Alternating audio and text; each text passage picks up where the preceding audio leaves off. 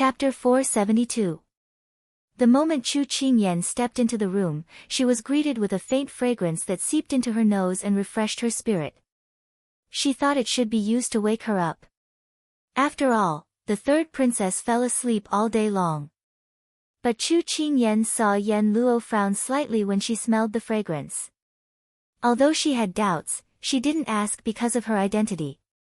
Chu Qingyan turned to look at the furnishings of the whole room. The decorations were mainly pink and green. There were several pictures of flowers and birds hanging on the wall. The whole atmosphere was very delicate. There was no expensive porcelain decoration, but there were many small ornaments, such as clay figurines inserted in bamboo tubes, kites hanging on the wall, and some handmade ornaments. If she hadn't known in advance that this was the room of a princess, she would have thought it was a boudoir of a family, because it was not luxurious and rich like the royal family, but warm and beautiful. The three of them stood outside a curtain. Chu Qingyan could vaguely see a bed and a half-sitting figure through the pink tassel curtain. She couldn't see the rest clearly. "Princess, the master is here." Ryue lifted the curtain and said with a smile. Hearing this, the person sitting inside turned her head and said, "Master, you're here." Her voice was gentle and melodious, like water and a song. Chu Qingyan was a little stunned and couldn't help looking over. Her eyes were as clear as water, and her eyebrows were curved. Her white skin was as smooth as jade, with a touch of pink. Her long hair was draped over her shoulders. Perhaps she had been lying in bed for a long time. In order to make it convenient for her to rest, her hair was tied with a blue silk ribbon, and her bangs on her forehead were scattered casually. But such a casual dress added elegance to her. There was a faint smile at the corner of her mouth, and she was graceful. She was wearing a pink dress embroidered with complicated blue balsam flowers. Chu Qingyan could see that the stitching was very tight, more exquisite than Princess Ning's. She looked elegant and refined, giving people the temperament of a fairy in the jade pool. She was as beautiful as a celestial being in the clouds. She was a graceful and virtuous woman, a peerless beauty. Chu Qingyan was breathtaking. Although the person in front of her was a little sickly, she didn't feel weak. Every frown and smile of his was breathtaking. At this time, Ryue had already ordered someone to lift the gauze curtain. Then she turned to Su Jian and said, "My princess woke up this morning." Because she knew that the master was coming, she didn't go to sleep. "I've kept the princess waiting," Su Jian said apologetically. Jiang Yunyao shook her head with a smile. "Master, don't listen to Ryue's nonsense. It's because I've been sleeping more than waking up recently. I don't want to live in such a drowsy state anymore." After she finished speaking, Jiang Yunyao looked at the two people standing behind Su Jian and asked curiously, "Who are these two?" "These are my two friends. They heard that the princess is ill, so they want to do something to help," Su Jian replied. Chu Qingyan knew that monks didn't lie, so she went forward and finished his sentence. "Little nun Wu Yan, this is my senior sister, Wu Yan. Senior sister has some understanding of pathology. When she heard about the princess's illness, she would like to trouble Master Su Jian to recommend her to take a look at the princess. So you're Master Su Jian's good friends.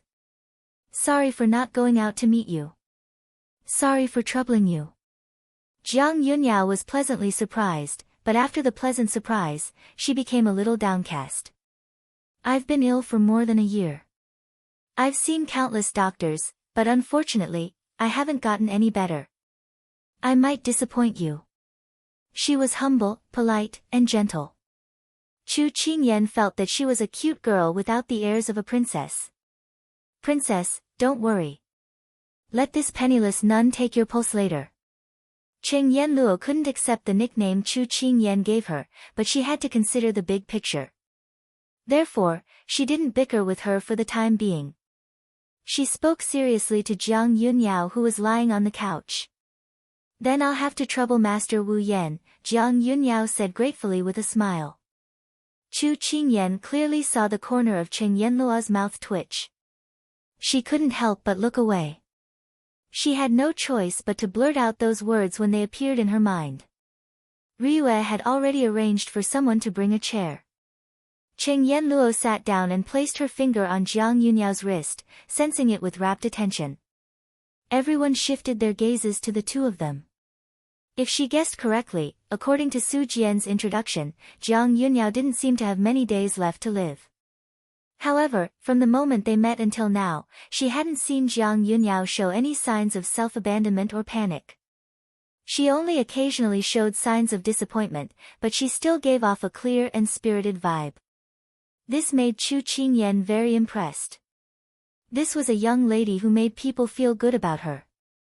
Chu Qingyan found it hard to reconcile the current Jiang Yunyao with the resolute woman who broke her engagement.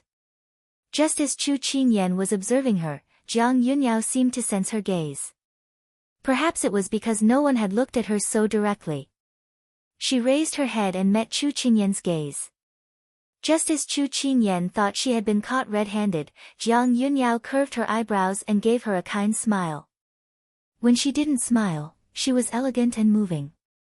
When she smiled, it was as if spring flowers bloomed. It was no wonder the people of Jiang Kingdom liked her so much. Her bright eyes and every frown and smile was as warm as spring. Chu Qingyan felt that she had successfully become her fan. Just as Chu Qingyan was sizing up Jiang Yunyao was also sizing her up. She hadn't seen a stranger for a long time. Furthermore, it was such a delicate and cute little girl. Her lively eyes reminded her of a kitten she had raised in the past. Unfortunately, it had disappeared. Now that she saw this little girl, she couldn't help but feel a sense of familiarity. At this time, Cheng Yenluo suddenly spoke, "Princess, can you let me take a look at your other hand?" "Okay." Jiang Yunyao obediently raised her other hand and let Cheng Yenluo take her pulse. Seeing Yenluo's serious face, Chu Qingyan couldn't help narrowing her eyes. Was this illness very difficult to deal with? She couldn't be sure and could only take her pulse again. "Princess, do you often feel weak all over and fall into a nightmare? Then you wake up with a start and fall asleep immediately after waking up? You can't stand greasy food and have no appetite. Do you often feel a headache, especially in your temples?" After a moment, Cheng Yenluo withdrew her hand and asked seriously. Ryue interrupted, "Master, what you said are basically the symptoms of our princess. But our princess doesn't usually feel a headache. Are you mistaken?" Although Ryue said so, Cheng Yenluo didn't look at her. Instead, she stared at Jiang Yunyao. She believed in her own judgment. At first, Ryue didn't take Cheng Yenluo's statement seriously. But when she saw her princess's expression, she couldn't help but widen her eyes. Could it be that the princess had been hiding it from His Majesty and the Empress? At this time, Jiang Yunyao had put away the smile on her face. She looked at Cheng Yenluo and said seriously, "Yes, Master." Chapter 473. Jiang Yunyao's admission didn't make Cheng Yenluo happy at all. Instead, she looked more serious. Cheng Yenluo's reaction made Chu Qingyan's heart skip a beat. The atmosphere in the room suddenly became gloomy. "Master Wu Yan, if you have something to say, just say it. I can bear it. I've given up on my illness a long time ago, so it doesn't matter even if I say something wrong." Jiang Yunyao smiled slightly, trying to comfort her. Ru Yu's eyes reddened. "Princess, don't say that. Your fortune is in the hands of heaven. You will definitely get better." After saying that, she immediately turned to Cheng Yenluo.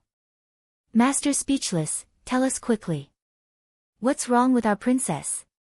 Cheng Yenluo couldn't help looking at Chu Qingyan. There was some hesitation in her eyes.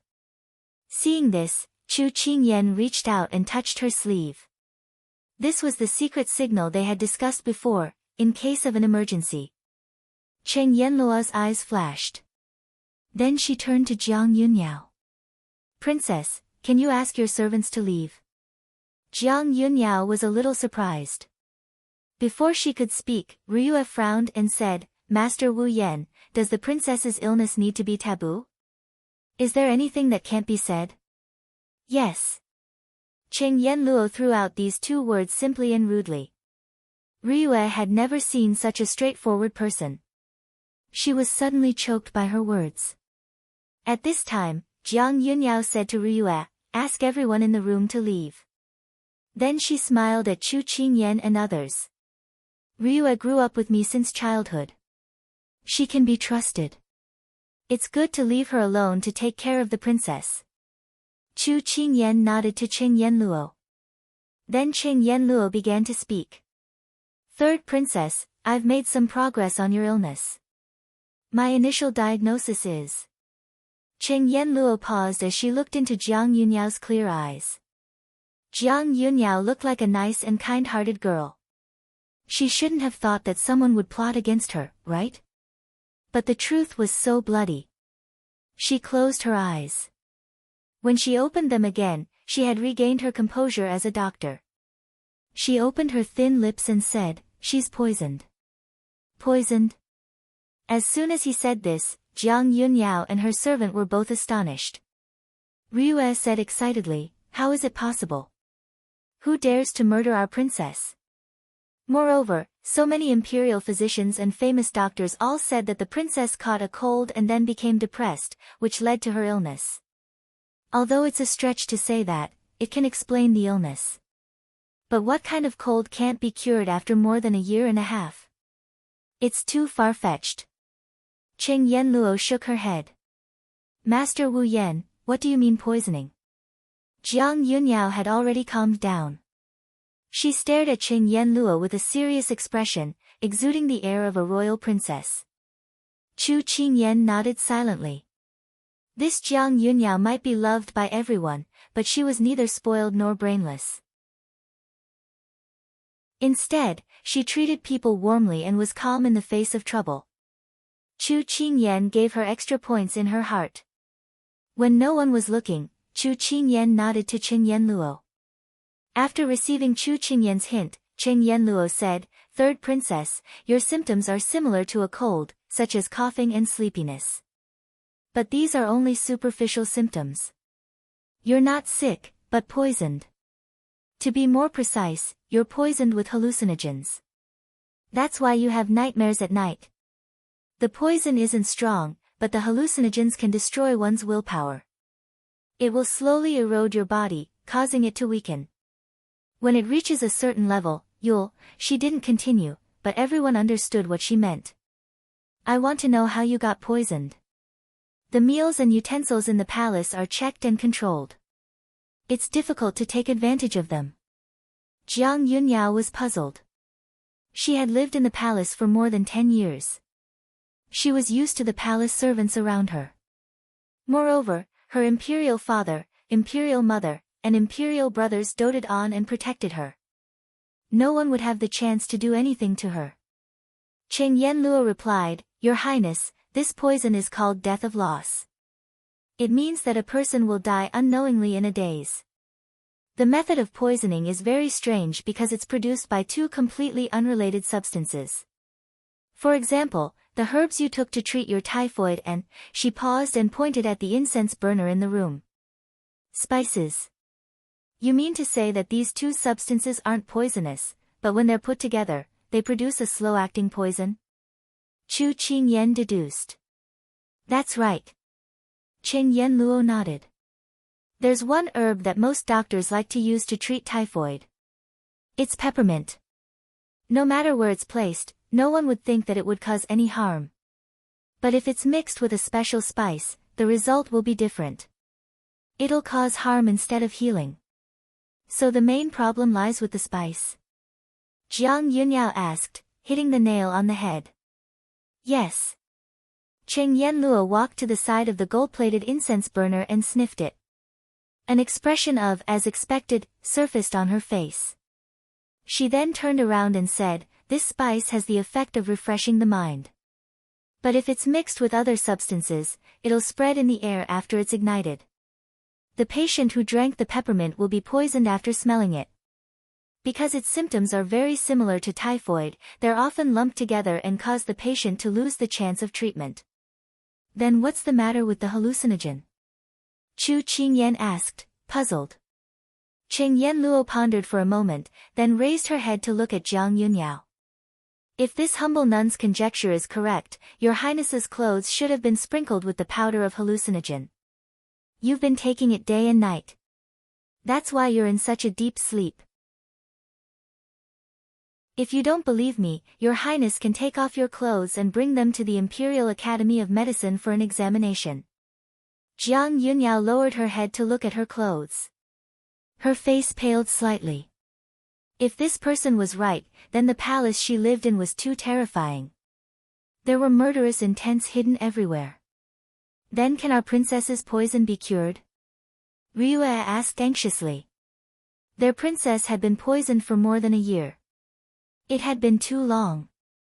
This was the question that everyone was most concerned about. Qing Yanluo revealed a troubled expression. The poison of Guangwang hasn't appeared in the world for a long time. This humble nun needs to go back and check the medical books. But rest assured, your highness. This humble nun will do her best to find a cure. Jiang Yunyao nodded. Thank you, Master Wuyan. After sending off Chu Qingyan and her entourage, Jiang Yunyao immediately ordered Ryue, invite my imperial father here. Don't alarm my imperial mother first.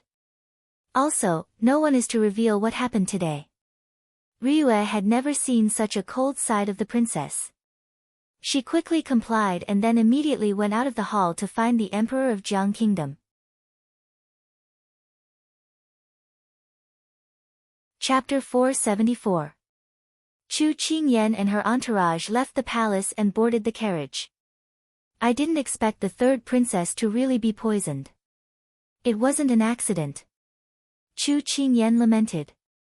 She couldn't help but recall the time when Xiao Ran had delivered pastries to Big Ice Cube. If she hadn't eaten them by mistake, Big Ice Cube would have been the one poisoned.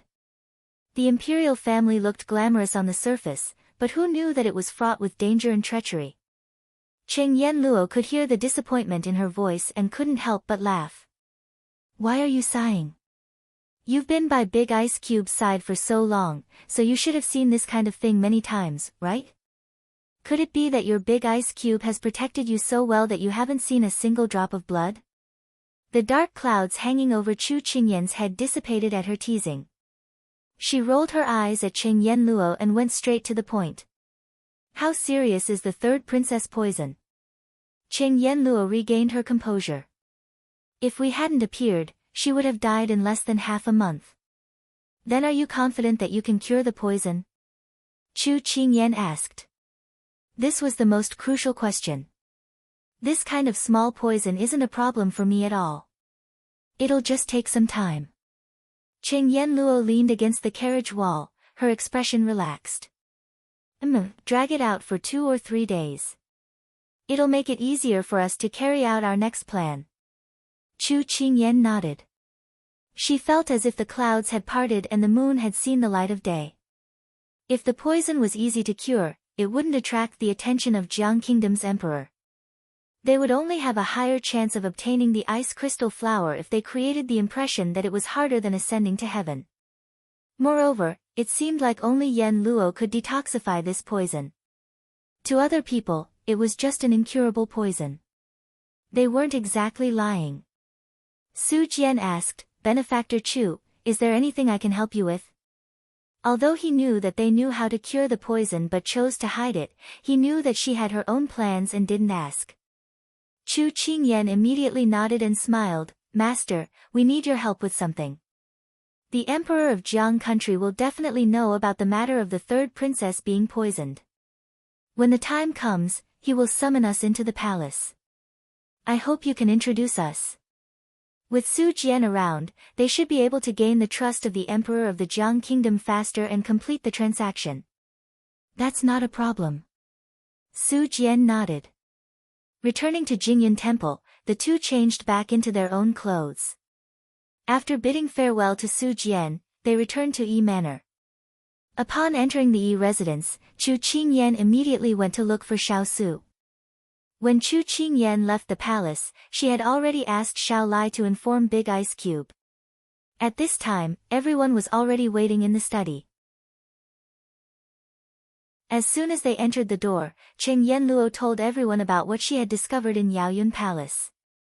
Miss Cheng, how confident are you in dealing with this poison? Xiao Su pondered for a moment and asked. 90%. Cheng Yenluo originally wanted to say 100%, but when she answered, she saw Murong Ju looking at her, so she changed her words. She didn't want him to think that she was a conceited person. She was still a very modest person. However, was there a difference between 90% and 100%? Today, the emperor of the Jiang kingdom will know about the third princess' illness. The earliest he will summon us to the palace is tomorrow. When that time comes, we will bring up the matter of the ice crystal flower to the emperor of the Jiang kingdom. If everything goes well, when the third princess recovers, we will be able to obtain the ice crystal flower. Chu Qingyan's lips curled up, revealing a confident smile. That's great. In this way, we can help the third princess detoxify and ask the emperor of Jiang country for the ice crystal flower. Mu Ling's face was full of joy. Not bad, not bad. Brother Xiao, your child bride is very smart. Her IQ is almost as high as your 10-year-old IQ. I admit that I am inferior to her. Yi Lingfeng closed his folding fan and smiled sincerely. However, his mouth was unforgiving and he took the opportunity to tease. You let me win. Although the words, child bride, made people want to roll their eyes, Chu Qingyan still cupped her hands and bowed like a man. Xiao Su slightly raised the corner of his mouth. It's rare for you to admit that your IQ is inferior to mine. Yi Lingfeng choked. Alright, he had been checkmated again. They discussed for a while more and then left the study to do their own things. Once again, only Shi and Xiao Su were left in the study. Big iceberg, am I awesome? Chu Qingyan said with a smile. Generally speaking, yes, but not strict enough. Xiao Su looked at her face full of joy, but he had to give her a blow. Chu Qingyan was stunned. What was she not strict enough? Seeing her head full of confusion, Xiao Su waved at her. Come here. Chu Qingyan obediently walked in front of him. Because she was tired from walking all the way, she sat on his lap and nestled in his arms like a little kitten. Normally, she would often hug his neck like this because the big iceberg's body made her feel at ease. However, she was a little unhappy at this time. What did I not do well? I think my plan was flawless. The little fellow's mood did not escape Xiao Su's eyes. Originally, he did not need to say it. At this age, she had already done well enough. However, he had high expectations. He hoped that she could improve and was not satisfied with this age. First, your identity. You disguised yourself as a nun. This identity cannot withstand a single blow. Xiao Su did not waste any more words and directly threw out the problem.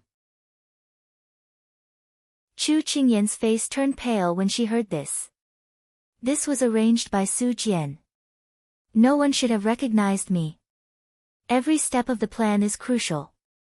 There is no such thing as should, or shouldn't, possible, or impossible. Sometimes, the slightest mistake leads to one wrong step after another, and then the whole plan is lost. Xiao Su's tone was stern. If he was lenient with her now, she would fall even more miserably in the future. Chu Qingyan fell silent. The big iceberg was right. She had taken things for granted and had not considered the details. If her identity was exposed, not only would she and the big iceberg be implicated, but the Yi family would also be implicated. I was wrong. I shouldn't have been so eager for quick success. After Sister Yen Luo finished taking his pulse and found out about the situation, we should have retreated and informed Kongling. We should have asked him to recommend himself as a doctor. Chu Qingyan's tone was a little vexed. Xiao Su nodded and continued, second, you neglected the hidden enemy. Who? You mean the person who plotted against the third princess? Chu Qingyan was shocked. Since you can think of it right now, it proves that you're not stupid. Xiao Su patted her head. Generally speaking, no one would have the guts or the opportunity to murder the third princess. But in fact, someone did it and did it secretly. If it weren't for your appearance, I'm afraid that the person behind the scenes would have succeeded. Then, how could this person not know of your existence? How would the mastermind obstruct you in order to achieve their goal? Have you thought of all these? After he finished speaking, he saw her standing there in a daze. He knew that she had not thought far enough. However, he was worried that his words would hurt her deeply. He could not help but frown. Chapter 475. After hearing the big ice cube's words, Chu Qingyan's face turned pale. She was too impatient this time. If there was a slight mistake, it would implicate a lot of people. She forgot that in ancient times, challenging the emperor's authority was equivalent to enmeshing oneself in a cocoon. She was really too naive. Big Ice Cube, I'm sorry. I didn't think so much. I wanted to get the ice crystal flower as soon as possible, but I forgot to consider the details of the plan and didn't discuss it with you. Relying on her cleverness, she had achieved good results along the way, so she began to feel complacent. This was an illness, and it had to be cured. Feeling the guilt and self-blame of the person in his arms, Xiaosu couldn't help but reach out to comfort her. When doing things, 1 step at a time, 3 steps at a time, avoid mistakes, and consider many uncertainties, just like the plan can't keep up with the changes. Chu Qingyan humbly listened to the advice. She pursed her lips and said, Big Ice Cube, I know. Now we should think about how to remedy it. Her words made Xiaosu smile. He knew that his little fellow was not deeply hurt by his reproach. Instead, she cheered up. Okay, what do you think of this matter? I want to know the relationship between Jiang Yunyao and the people around her first. Who wants to harm her, and why? How do they want to harm her? I need to know myself and the enemy. Then I have the first suspect, and that is Princess Ning. After Chu Qingyan finished speaking, she told him about her encounter with the princess in the Blue Manor. Okay, let Turan do it. She reacted quickly, which made Xiaosu very satisfied. Next, you have to be prepared for someone to play the blame game and your identity to be exposed. Chu Qingyan nodded solemnly. This time, the big ice cube really taught her a profound lesson. But after she agreed, she immediately reacted and couldn't help but raise her head. Big Ice Cube, you are so assured to leave it to me? When their eyes met, Xian Mo's eyes were as deep as an ancient pool, but it gave people a sense of relief. Chu Qingyan almost couldn't extricate herself. If it weren't for the smile in his eyes, she would probably be absent-minded again. He was wearing a mask and his facial features were not outstanding at all, but she was always unconsciously attracted to him. Could this be the so-called charm? Chu Qingyan couldn't understand. You don't have confidence? Xiaosu hugged her loosely and raised his eyebrows. Boss, are you trying to goad me? Although I've seen through it, you still won. I'm confident. Chu Qingyan lowered her head and nestled in his shoulder. She wrapped her arms around his neck and rubbed against his chest. She complained, but her face was filled with a faint smile. Big Ice Cube believed her. He had given her the chance of survival. As she rubbed, Chu Qingyan suddenly felt that something was wrong. She touched her hat and suddenly realized, I haven't had time to change my clothes. No wonder Yi Lingfeng looked at me and laughed strangely. My reputation. After saying that, she took off her hat, and her hair fell over her shoulders. She touched her messy hair and smiled as she continued to lean on Big Ice Cube. Although she was wearing warm clothes, Big Ice Cube's body was like a heater. It felt more comfortable, and she didn't want to get up after lying there for a while. Looking at the fluffy little head in his arms, Xiaosu couldn't help but reach out to help her tidy up her messy hair. Actually, the little fellow's hair was black and straight. When he combed it with 5 fingers, it naturally became soft. It was a subconscious action, but the little fellow seemed to be addicted to it. After smoothing one side, she changed her angle and let him continue to tidy it up. Xiaosu felt that he had really raised a little pet. At this moment, he was smoothing her hair.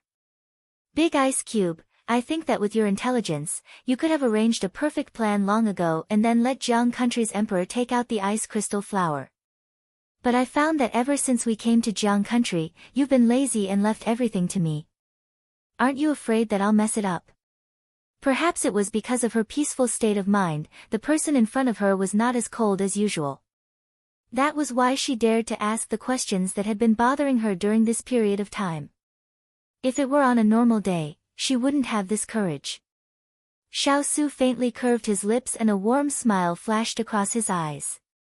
In the past, I used to use my brain too much. Now that I have you, it's rare that I can steal half a day of leisure. Isn't that good? Chu Qingyan was stunned. After a while, she understood the meaning of his words. She was a little embarrassed. Could it be that Big Ice Cube was saying that with her around, he could be a hands-off boss? Wasn't he thinking too highly of her? I'm only 10 years old. 10 years old. Although she didn't want to use age to talk about things, Chu Qingyan had to emphasize that she didn't want to overwork herself at such a young age. In another month, you'll be 11. Xiao Su mercilessly gave her a blow to the heart. Chu Qingyan pretended to be dead in his arms. This person was really hateful. He closed his hands and pulled her into his arms like a kitten. After living for 20 years, this period of time was the most comfortable and peaceful days for him. Even if he didn't know if he could cure the poison, his state of mind was the most peaceful. Big Ice Cube, you've been wearing a mask for 10 years. Do you feel uncomfortable? Chu Qingyan played with the belt around his waist in boredom. She inadvertently remembered that when she was in Lan Manor, she had worn a mask for nearly a day. At that time, she couldn't bear it. Now that she thought about it, was it more painful for Big Ice Cube to wear it for so many years? Her heart ached a little. Xiao Su was very calm about the little fellow's sudden change in thoughts. It'll be fine once you get used to it. The first time he wore it, he was only 10 years old. His state of mind wasn't as steady as it was now. Sometimes, he wanted to take it off in irritation. But every time he thought of that big fire, he had to endure it no matter how much pain it was. He endured it for 10 years. Time passed by quickly. He thought that this would be the end of his life. But 10 years later, there was an accident. And this accident was in his arms right now. Wearing a mask is too painful. When we go out in the future, you should change your appearance. No one will recognize you anyway. Chu Qingyan suggested as she counted with her fingers. When she mentioned this issue, Xiao Su's brows twitched. You mind my appearance? Chu Qingyan immediately shook her head like a rattledrum. Why would I? I'm not such a superficial person. Although, I'm obsessed with appearances. She silently added this sentence in her heart. He could tell at a glance whether the little fellow was lying or not. As a reward for her, Xiao Su smiled faintly and promised, during the new year, I'll let you see my true appearance.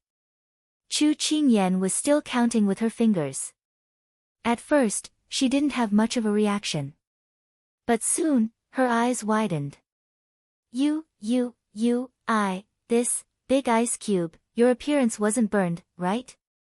She had never touched on this issue, because she was worried that it would be taboo for him. But when he took the initiative to bring it up, Chu Qingyan blurted out the question that had been hidden in her heart for a long time. You'll know when the time comes. Xiao Su pressed her head into his embrace, along with her bewildered gaze. Just treat this as a New Year's gift to her.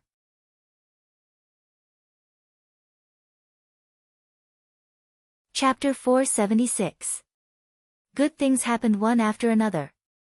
Huling, who was investigating in the Shang Kingdom, sent a letter saying that one of the two doctors, Zhang Zhaotian, had been ruled out. Now, he was investigating the imperial physician, Ma Wu.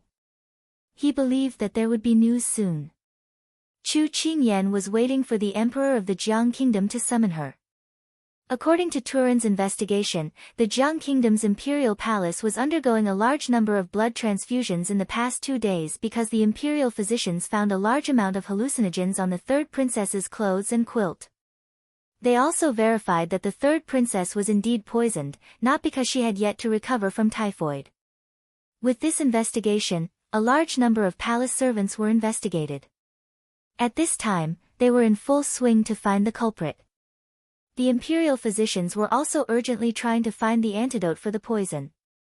Chu Qingyan thought that the emperor of the Jiang Kingdom would invite them to the palace to cure the poison within 2 days. She did not expect that the imperial physicians would be involved first. At this time, Qingyan Luo, who was sitting in the garden and eating pastries, chuckled and said, if these imperial physicians could cure the poison, they would not have made the wrong diagnosis. Moreover, this poison is not common in the world. There are only a few people who know the antidote. If this continues, I'm afraid that the princess's life will be in danger. They will be summoned to the Jingyun temple today or tomorrow. We don't have to worry. Chu Qingyan thought of Jiang Yunyao, and a trace of pity appeared in her eyes.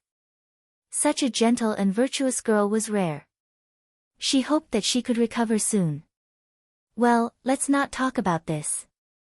By the way, where is Dugu? Why haven't I seen her wandering around recently? Qingyan Luo asked with a muffled voice while chewing on a pastry. I went to see her this morning. She looked a little sickly. She probably hasn't recovered yet. Chu Qingyan guessed. Qingyan Luo frowned. That's not right. The prescription I gave her should have cured her quickly. She should have recovered yesterday. Why is she still sickly?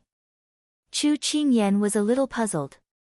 At this time, Xining, who was standing to the side, heard the question and said, this servant heard rumors from the servants. I don't know if it is true or not, but when Miss Dugu was sick, young Master Yi did not visit her. This made Miss Dugu very sad. Qingyan Luo was suddenly enlightened. She shook her head and sighed. Little girl, this is the real symptom of depression after catching a cold. It's causing the illness to be delayed and the recovery to be slow. Chu Qingyan couldn't help but sigh. Dugu Qing and Yi Lingfeng seemed to be a quarrelsome couple. One chased while the other dodged. The spectators were worried for the two of them. Although it's said that there's a thin veil between a woman and a man, I found that there's a thin layer between them. When I went to visit her today, I felt that there was something wrong with her expression. I don't know if there will be a day when she will give up. She sensed that Dugu Qing's mood was low. She didn't seem like the cheerful girl she used to be. Instead, she looked worried. Qingyan Luo couldn't help but miss the sly and capricious girl she used to chat with at the borders of Jiang Kingdom. Chu Qingyan didn't know that her intuition was always so accurate. Yi Lingfeng is a gust of wind. It's very difficult to restrain a gust of wind. Qingyan Luo didn't have much contact with him, but she came to this conclusion based on his behavior. I hope Sister Dugu won't get hurt. Chu Qingyan prayed. When the sun was setting, Shaolai sent a message saying that the Emperor of Jiang Kingdom had arrived at Jingyun Temple to invite Wu Yan and Wu Yu to the palace the next day. Chu Qingyan and Qingyan Luo were overjoyed. It's finally here. And in the room of the Yi residence, Dugu Qing also received a letter. It said that her brother, Dugu Qing, hadn't contacted her father and mother for more than a month because he was out training. Her father and mother were very worried and hoped that she could help send people to search for him. Dugu Qing braced herself and leaned against the bed wall. The letter was already in her hands, and she looked coldly at the subordinate kneeling in front of her. How is the investigation of His Highness the Crown Prince's whereabouts? Dugu Qing was different from her usual cheerful self. She exuded the aura of royalty from the moment she opened her mouth. If Chu Qingyan saw this scene, she would probably be amazed by the domineering princess. Since we couldn't contact His Highness half a month ago, we started to pay attention to His Highness' whereabouts. The last time we found His Highness was in Fu City. After that, we couldn't find His Highness anymore. A masked man in black knelt in front of the bed. His tone was filled with anxiety and self-blame. Du Guqing's fingers clenched. Her brother might be unruly, but he wouldn't do anything out of line. Not being able to contact His Highness for a month was something that would never happen in the past. He wouldn't do anything that would make her father and mother worried for no reason. Looking at the gradually darkening night, Du Guqing had a bad feeling. She made a prompt decision. Investigate who His Highness last saw. Spread out all hands and search for His Highness' whereabouts. If there's no news within 3 days, do as you deem fit. The masked man in black immediately bowed his head. Brother, nothing must happen to you. Du Guqing's eyes were filled with deep worry. Jiang Kingdom, Prince Ping's residence. In an antique and luxurious room, a figure stood quietly on the windowsill. Her slim and beautiful figure was projected on the window screen, lovely and moving. But this silence only lasted for a moment. Suddenly, the person standing quietly suddenly swept the teacup beside her to the ground. Her shoulders were trembling with anger. The matter of poisoning has been exposed. How did you all do it? The boiling hot tea was splashed on the 2 people kneeling on the ground who looked like eunuchs and maidservants. But in the face of such a furious Jiang Yutong, the kneeling people only dared to cower and not say a word. Your Highness, please calm down. Jiang Yutong's trusted maidservant, Feng Yi, immediately supported her. Calm down. All my hard work has been wasted. Jiang Yutong gritted her teeth. Her eyes were red and she didn't look like a virtuous lady in front of others. She looked like a venomous scorpion.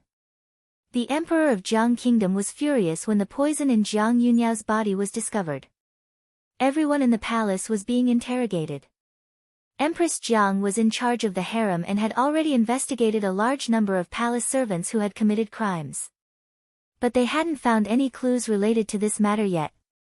Jiang Yutong wasn't afraid of them investigating because when she set up this scheme, she had already made ample preparations so that they wouldn't find her. However, what she hated the most was that she only needed to take one step to make Jiang Yunyao die of an illness without her knowing it. But who would have thought that at this time, a Cheng Yao Jin would appear and ruin all her efforts? Who are those 2 people? I want to know their identities. I want to see what ability they have to be able to neutralize the poison that I've spent so much effort to find. Jiang Yutong tore the brocade handkerchief in her hand and ordered coldly.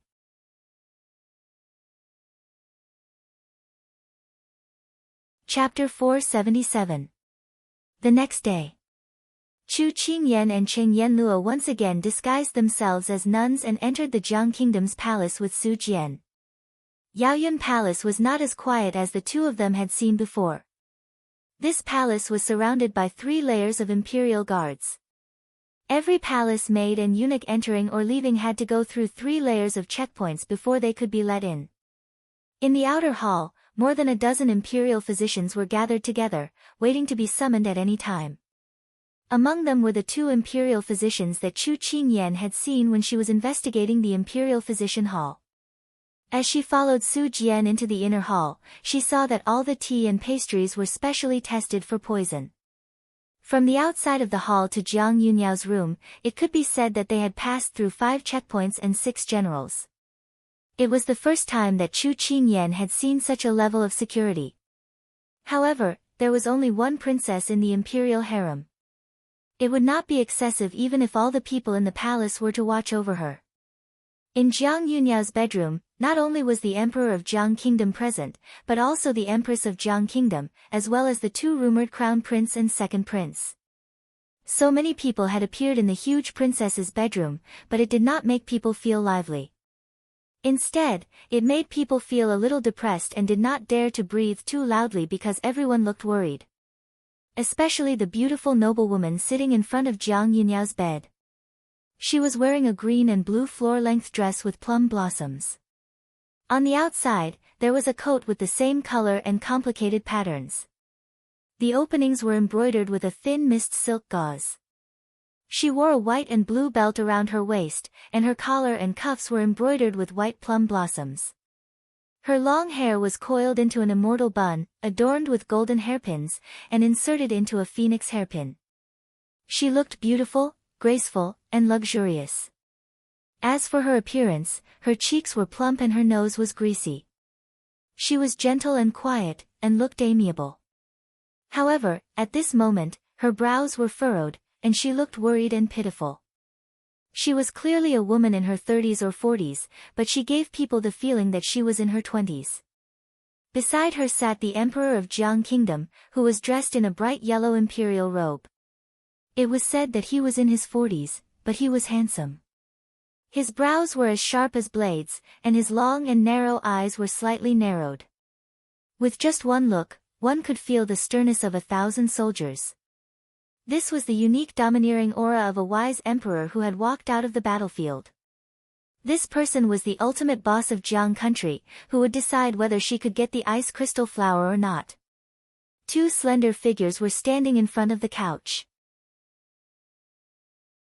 One of them was wearing a royal blue brocade robe with golden edges and dark purple patterns. He wore a purple gold jade crown on his head and a white jade buckle belt on his waist. His facial features were deep and chiseled like a knife. He had an awe-inspiring body and a jade-like face. He had inherited the dignified aura of the Emperor of the Jiang Kingdom.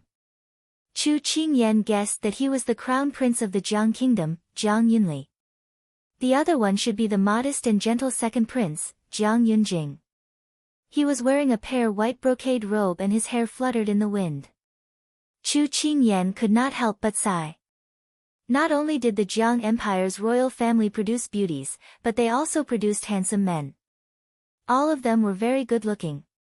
It was a feast for the eyes. It only took a few glances to size them up.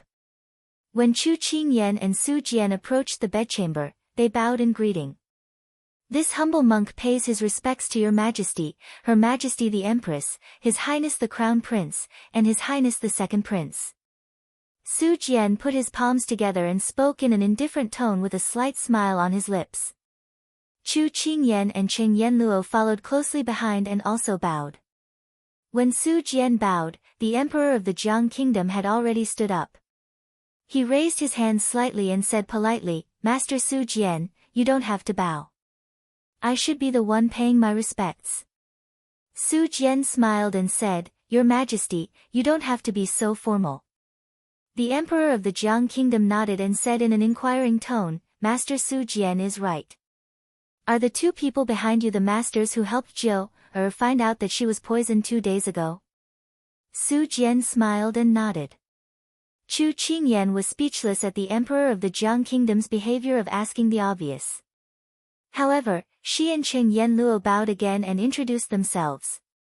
When they entered, they had already turned their attention to them. Their eyes were scrutinizing them as if they wanted to see through her and Cheng Yanluo. It was hard for them to imagine that such a young woman could identify the cause of the illness. So far, there had never been such a young doctor in the Jiang Kingdom. The imperial physicians in the palace have already examined Jiu, and confirmed that she was poisoned. However, they haven't found a way to detoxify her. I wonder if the two of you have any ideas. The emperor of the Jiang Kingdom's gaze fell on Cheng Yanluo. In his eyes, Chu Qingyan was just a little monk and nun. Even if she had medical skills, she couldn't be better than Cheng Yanluo. Therefore, he was asking for her opinion. Chu Qingyan didn't feel uncomfortable because of this. She could understand human nature and it was the truth. The death poison is a rare poison in the world. Although it's rare, it doesn't mean that its toxicity is very strong. It's because it's difficult to mix the herbs and it's easy to confuse it with colds. That's why it's so scary. Cheng Yanluo wasn't afraid in front of the emperor and spoke frankly with assurance. If it had been discovered in the early stages, the third princess's illness would have been cured very quickly. However, a year and a half has passed. Coupled with the hallucinogens effects, the third princess's body is basically hollowed out. It's difficult to completely cure her, but it's not completely impossible. Cheng Yanluo's words made the Jiang Empress's heart flutter. However, she heaved a sigh of relief when she heard the last sentence.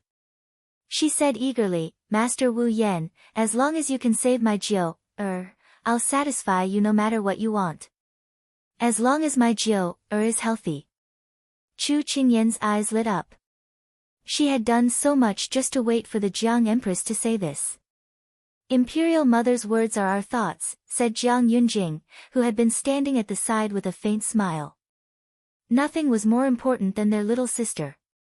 That's right, the aloof crown prince of the Jiang kingdom said. The emperor of the Jiang kingdom looked at Chu Qingyan and Qingyan Luo in silence.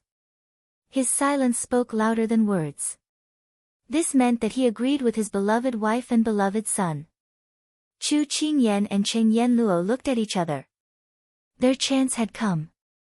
What they wanted was the ice crystal flower. They believed that the emperor of the Jiang kingdom, who loved his daughter dearly, would most likely give it to her. Just as Qingyan Luo was about to say something, a series of footsteps suddenly came from outside the hall. Bangles and pendants collided. The footsteps were hurried, but the sound of footsteps was not loud. Chu Qingyan guessed that the person in the lead should be a woman. At this moment, the palace servants standing on both sides of the bedchamber saluted. Princess Ning, Ji Xiang. Jiang Yutong. Chu Qingyan's right eye twitched. Wasn't she the unruly princess who had fought with her at the Lawn Manor? What was she doing here now? Although she did not know, Chu Qingyan could not help but feel nervous. As if to verify Chu Qingyan's thoughts, Jiang Yutong, who was dressed in luxurious clothes and heavy makeup, came in first. Uncle, Your Majesty, these two people are liars. You, Aunt Empress, and my two brothers should not be fooled by them. She exposed Chu Qingyan's identity as soon as she spoke. Chu Qingyan's expression changed slightly. This person was indeed here to make trouble.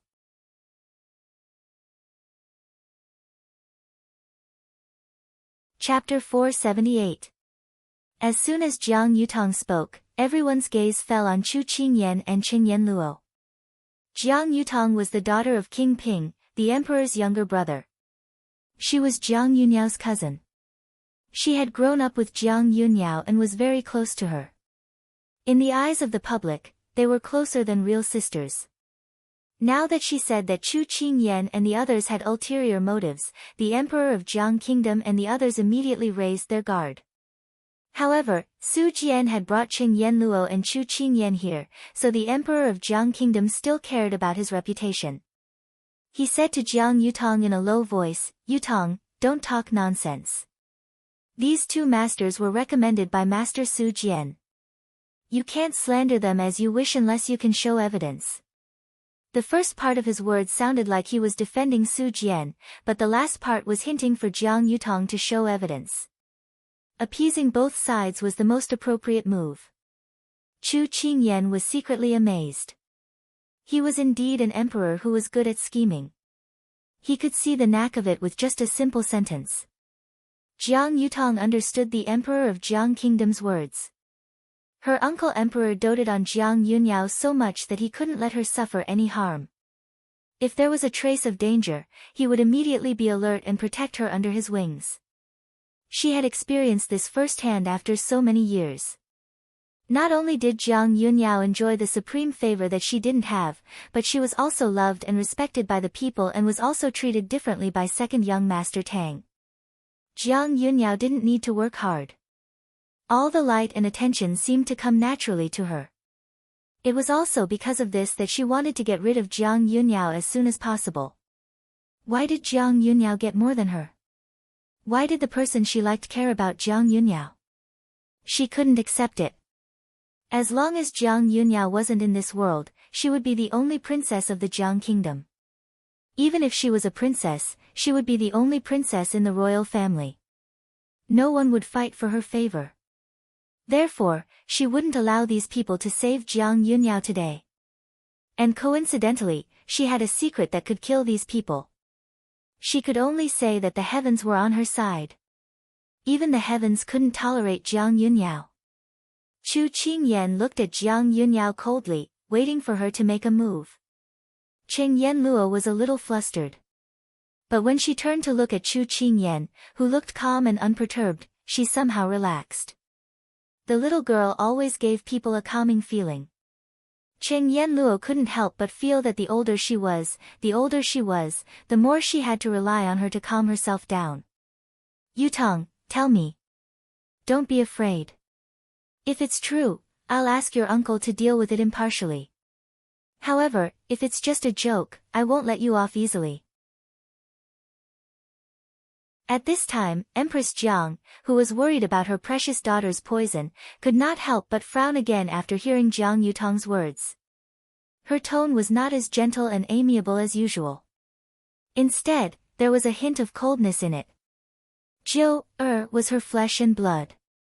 Nothing could happen to her. This was the first time Empress Jiang had spoken to her in such a stern tone. Jiang Yutong was stunned for a moment before she nodded. Yutong didn't lie to you.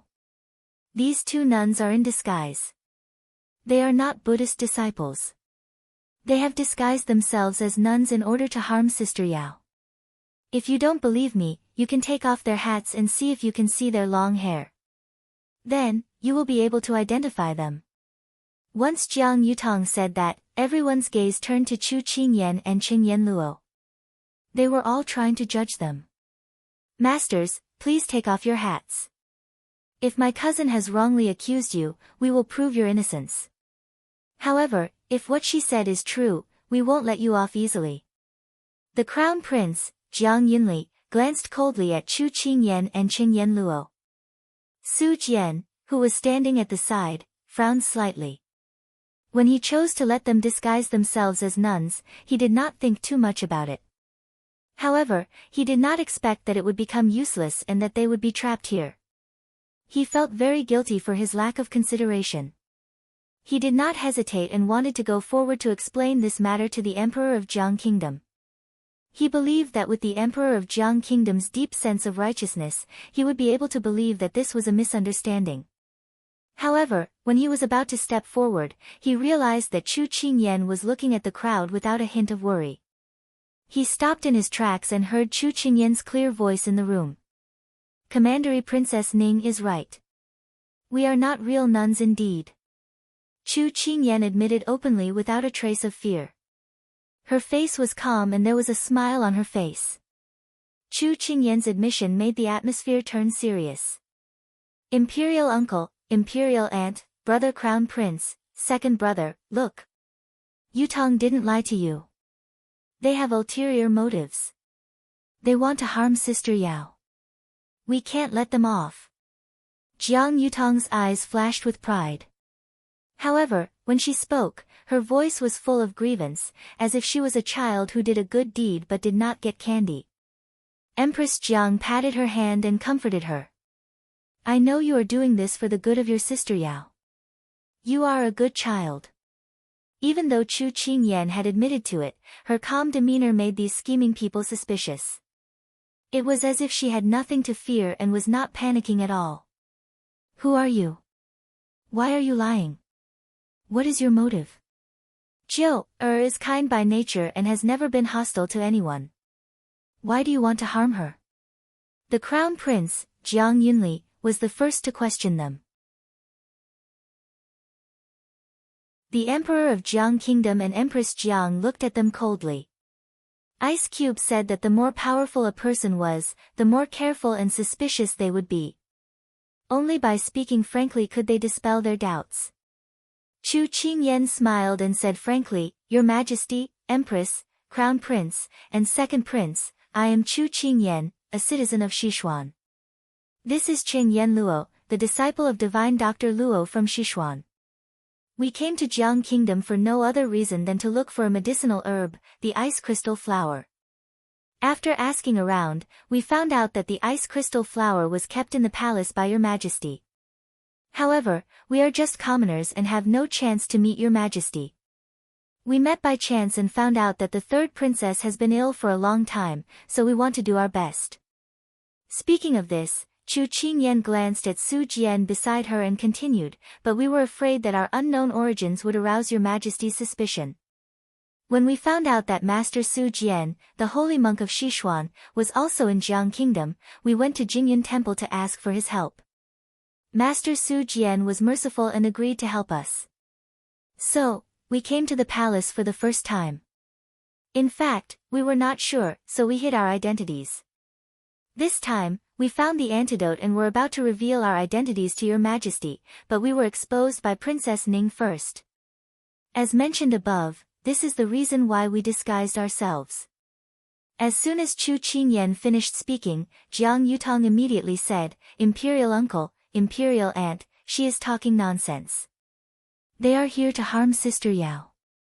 You must not let them go. Chu Qingyan looked at Jiang Yutong with a faint smile. Princess Ning, you know best who harmed the third princess. Chapter 479. What? Chu Qingyan's words shocked Jiang Yutong. Could it be that this person knew something? Jiang Yutong's heart trembled. However, when she thought of how meticulous she had been, it was impossible for her to leave any traces behind, so she assumed that she was just making things up. Jiang Yutong felt relieved. What do you mean by that?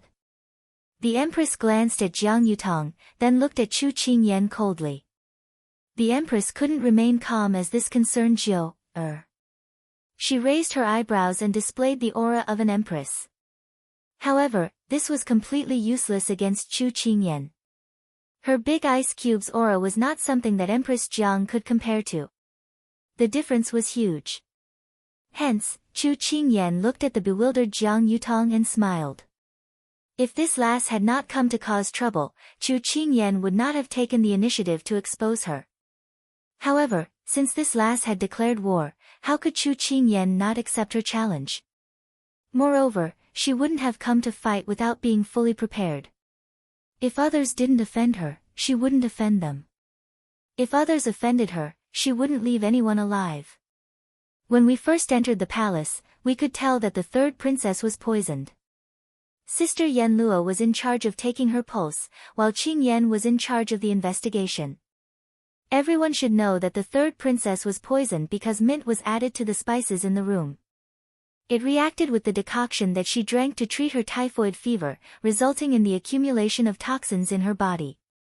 Hence, here's the crux of the problem. Chu Qingyan smiled mysteriously and continued, mint is a very common herb in other countries, but it's almost unheard of in the Jiang Kingdom. This is because the climate and soil of the Jiang Kingdom aren't suitable for growing mint. Hence, in order to grow mint, we have to spend a certain amount of manpower and resources to create a place with a different climate and soil from the Jiang Kingdom. At this point, Chu Qingyan's gaze landed on Jiang Yutong. Her eyes were full of smiles as she said, I heard that Princess Ning has a garden that she doesn't allow people to enter easily. However, what kind of exotic flowers and herbs did she plant that required 4 or 5 experts from different countries? Qingyan is very curious. As soon as Chu Qingyan finished speaking, the Emperor of Jiang Kingdom and the others looked at Jiang Yutong in surprise. Jiang Yutong, on the other hand, looked terrified. How did this person know about her mint planting? This person was too terrifying. However, when she sensed the gazes of the Jiang Empress and the others, even though she was good at disguising herself, she gave herself away. After all, she was only a 15-year-old girl. How could she withstand the scrutiny and judgment of these shrewd people? You're spouting nonsense. How could I possibly harm Big Sis Yao? Don't try to sow discord between us sisters.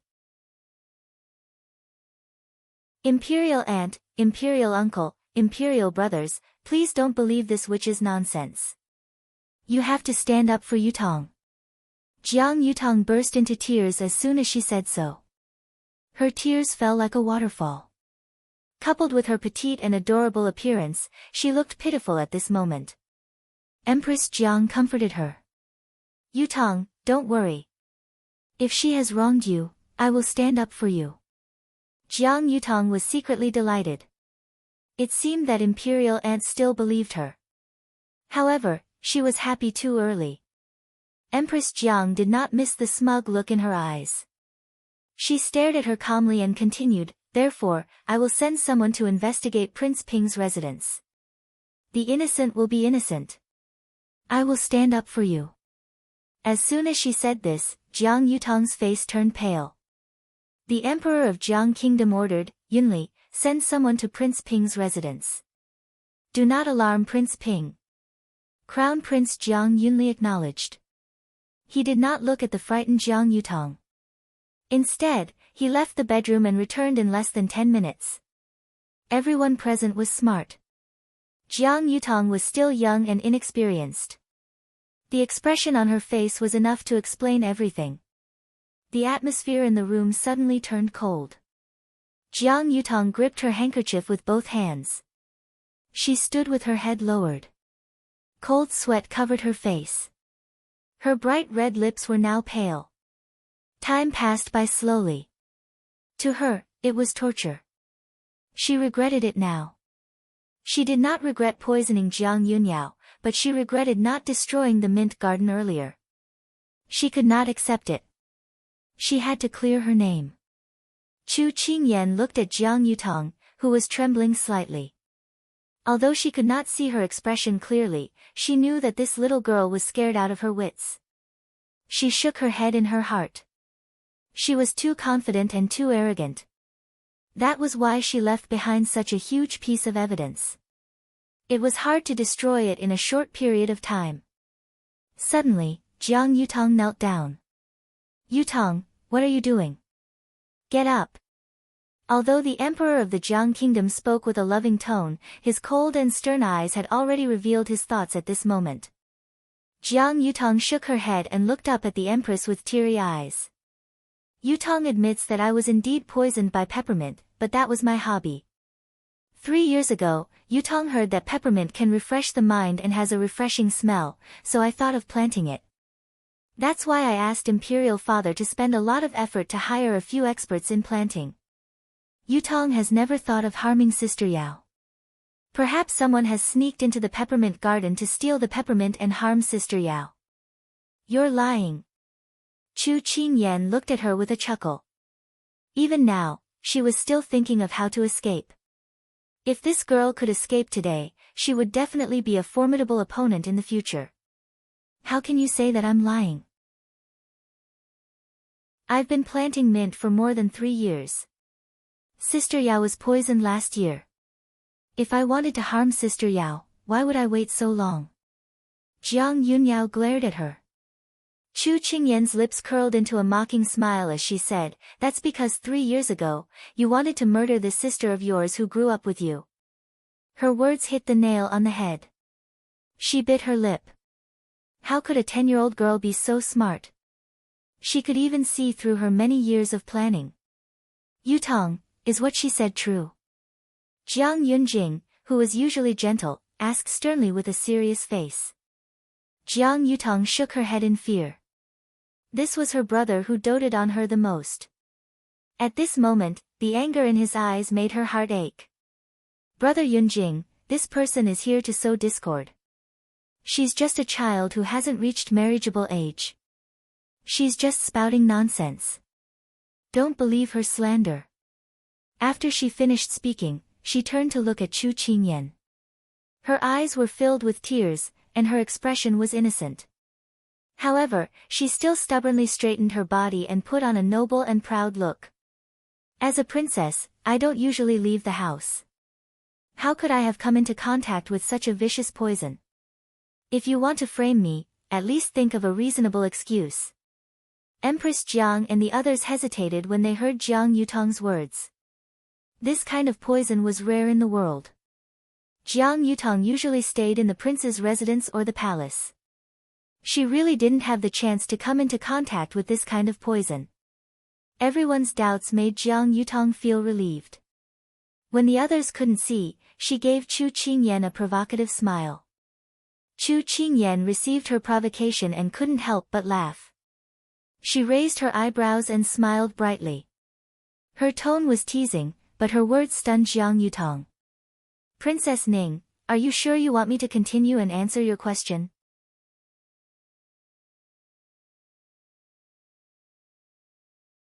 Chapter 480.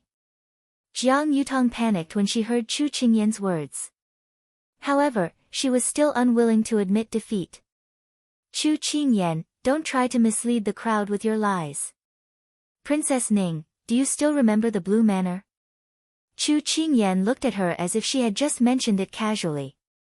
However, the emperor of the Jiang kingdom and the others' expressions changed when they heard the words Blue Manor. They looked at Jiang Yutong with mixed feelings. The Blue Manor was the largest trading center in the world. Although the royal family and the others had forbidden their subordinates from participating, the number of people participating only increased. Even Prince Lord would participate in private. Jiang Yutong did not care about the reactions of the empress and the others. She looked at Chu Qingyan in shock. No one else knew about her participation in the Blue Manor except for her father. How did Chu Qingyan know? She looked at Chu Qingyan in horror. At this moment, she suddenly felt that Chu Qingyan looked familiar, especially her voice and figure. Just as Jiang Yutong was about to recall, Chu Qingyan, who was standing in front of her, saw through her confusion. Chu Qingyan looked at her with a smile. Princess Ning, don't you remember? The ginseng fruit, the heartless pearl. Jiang Yutong's eyes widened when she heard this. Scenes from the past flashed before her eyes. She had forgotten where she was now. She gritted her teeth and said, "Yes, I remember you. You are the girl who fought with me for the heartless pearl and the ginseng fruit. I said that if I meet you one day, I will not let you have an easy time." Jiang Yutong did not see fear on her face as she had expected. Instead, she saw a pitiful smile. Jiang Yutong flew into a rage out of humiliation. Just as she was about to argue with her, she heard a cold shout. "Yutong, did you really do all this?" The emperor of the Jiang kingdom looked at her coldly. Although the conversation just now did not prove anything, everyone present could tell that there was something fishy going on. What kind of place was the Blue Manor? There were all sorts of rare treasures, weapons, poisons, and all sorts of things. It was as easy as flipping one's hand to obtain a poison recipe that could kill without leaving a trace. At this point, Jiang Yutong could no longer speak.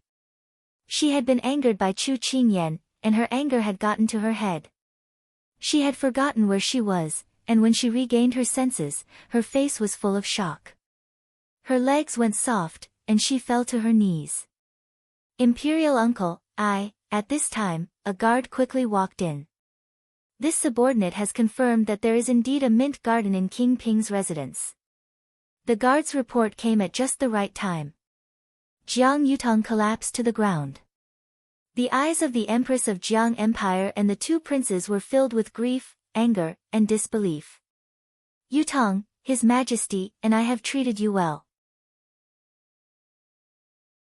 Why did you do such a thing to harm your own sister?" Empress Jiang asked sorrowfully as she stroked her chest. Her eyes were red. Seeing this, Chu Qingyan felt that she had succeeded in her mission and stood aside with Qing Yanluo. Now that they were interrogating the criminal, all they needed to do was to watch the show. Imperial Aunt. Jiang Yutong covered her face and cried bitterly. However, her cries did not move anyone present. This was a conspiracy that had been planned for 3 years and had tortured her sister for more than a year.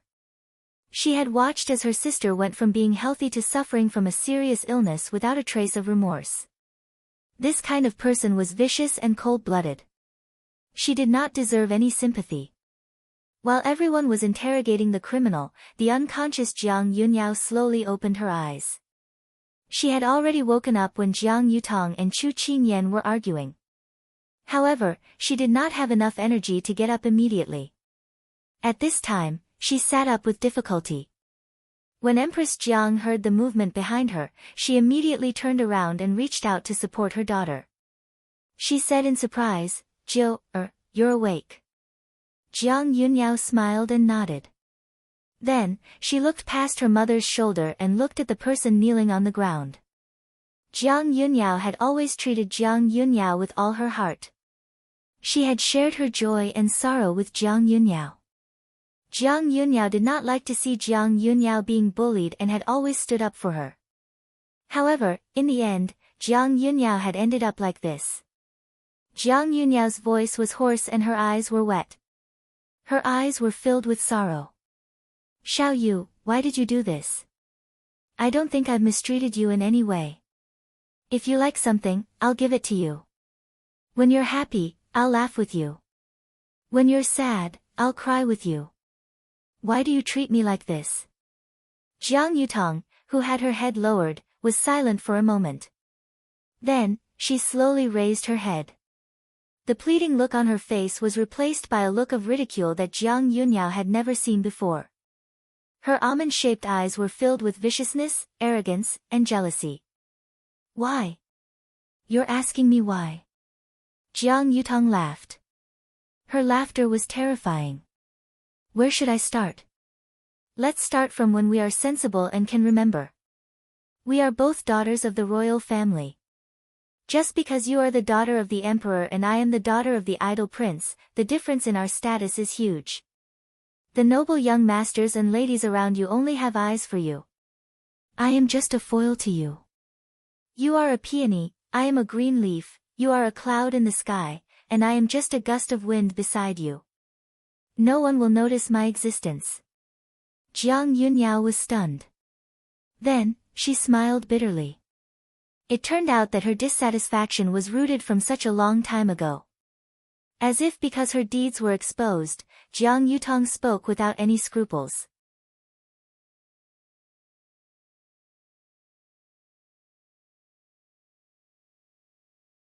Chapter 481. Shut up. The emperor of the Jiang kingdom was enraged. He looked at Jiang Yutong coldly. Vicious woman, I have misjudged you and allowed you to stay by Jiu's side. Jiang Yutong was shocked. She respected her uncle the most since she was young. Jiang Yutong's face turned pale when he reprimanded her coldly. At this moment, Empress Jiang looked at Jiang Yutong with a pained expression. Yutong, we've always treated you as our own and we've never been harsh on you. Apart from the difference in status, we'll give you everything that Jiu has because we feel that it's not easy to become a family. However, how could you repay kindness with ingratitude and be so cruel as to poison Jiu? For more than a year, you've watched Jiu suffer on the sickbed. The worst thing I should have done in this life was to treat you as well as Jiu. The worst thing I should have done in this life was to treat you as well as Jiu. These words, coming from the mouth of her most beloved imperial aunt, were undoubtedly the most powerful attack. Uncle, aunt, don't say that. Jiang Yutong broke down. I always thought that as long as Sister Yao disappeared, you would treat me even better, so Yutong, I didn't expect you to be so vicious. Repaying evil with good. All these years, we have misjudged you. Jiu is Jiu and you are you. You two cannot be lumped together. My biological sister is only Jiu. She is irreplaceable. Crown Prince Jiang Yunli looked at her coldly.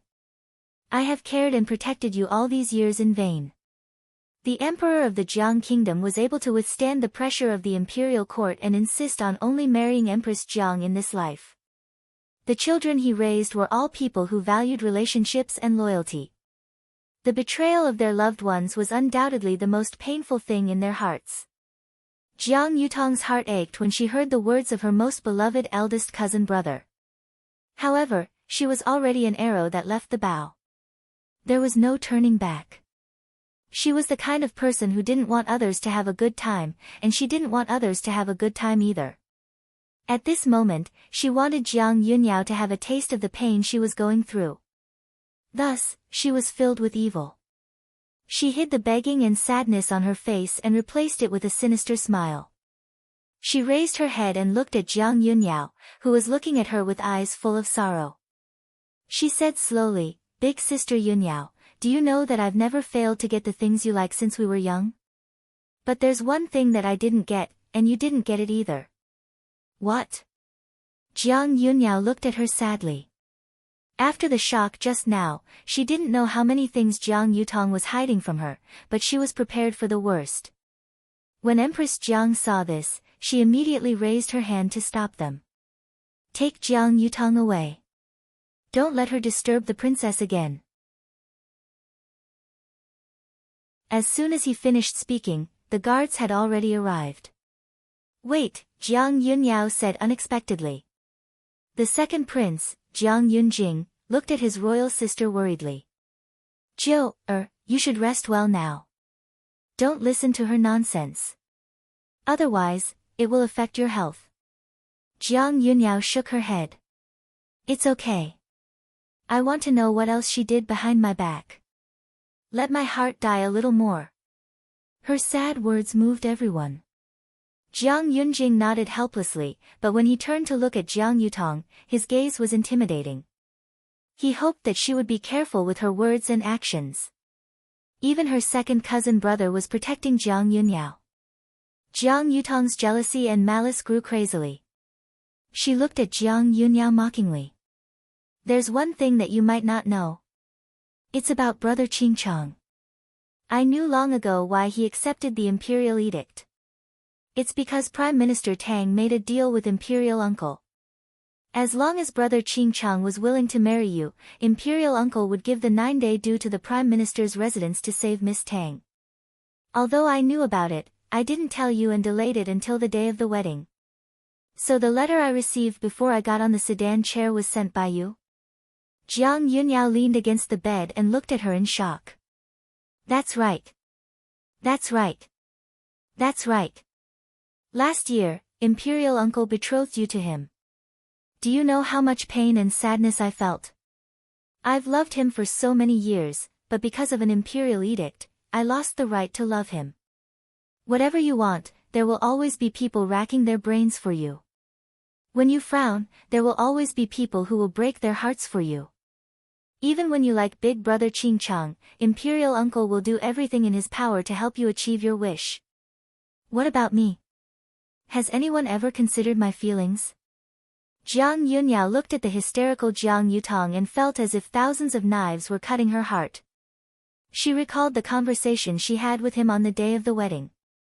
It was a past that she didn't want to touch again. Now, it was exposed again, dripping with blood. She closed her eyes and tears rolled down her cheeks. How did you know that I would break the engagement? If I didn't break the engagement, I would already be his wife. This was her last question. Jiang Yutong said proudly, because the person who knows you the best is usually your enemy. You have been deeply influenced by Imperial Uncle and Imperial Aunt since you were young. What you wanted was a happy relationship where you would hold hands until you grew old. If you knew that Brother Qingchang was forced to marry you, you would never have accepted this marriage. At that time, you fell ill as soon as you broke the engagement. I thought this would be a good opportunity, so I bribed the palace maids in your palace to secretly add mint to your incense burner and sprinkle hallucinogens on your clothes. Even the medicine you took every day was prepared by the people I hid in the palace. For so many years, I endured, hated, envied, and suffered. So I didn't want you to leave so easily. I wanted you to experience the torment of day and night without leaving any traces. That way, no one would suspect me. Jiang Yutong was immersed in her flawless plan. If Chu Qingyan hadn't appeared out of nowhere, she would have achieved her goal very quickly. Receiving Jiang Yutong's resentful gaze, Chu Qingyan refused to back down. She couldn't be blamed for this. She didn't want to get involved in the imperial family's affairs at first, but Jiang Yutong kept harping on her. He didn't have time to protect himself, so Jiang Yunyao reaped what she sowed. Jiang Yunyao laughed bitterly. It turned out that the person who knew you the best hurt you the most. But thank you. At least I didn't go through with this marriage. This may be the only thing you've done right in all these years. A forced melon is not sweet. I, Jiang Yunyao, am not the kind of person who will force others. After speaking, Jiang Yunyao turned to look at her guilty father. She pursed her lips and smiled slightly. Imperial father, I have never blamed you. You don't have to blame yourself for this. Her imperial father had always thought that she fell ill because of this matter. Every time he saw her, his eyes were filled with self-blame and regret. Now that the truth was out, her imperial father didn't have to bear this burden anymore. Jiao, Imperial father shouldn't have decided on that marriage without asking you first. That's why you suffered such a disaster. The emperor of Jiang Kingdom was still blaming himself. Jiang Yunyao was about to say something when she suddenly frowned and spat out a mouthful of blood.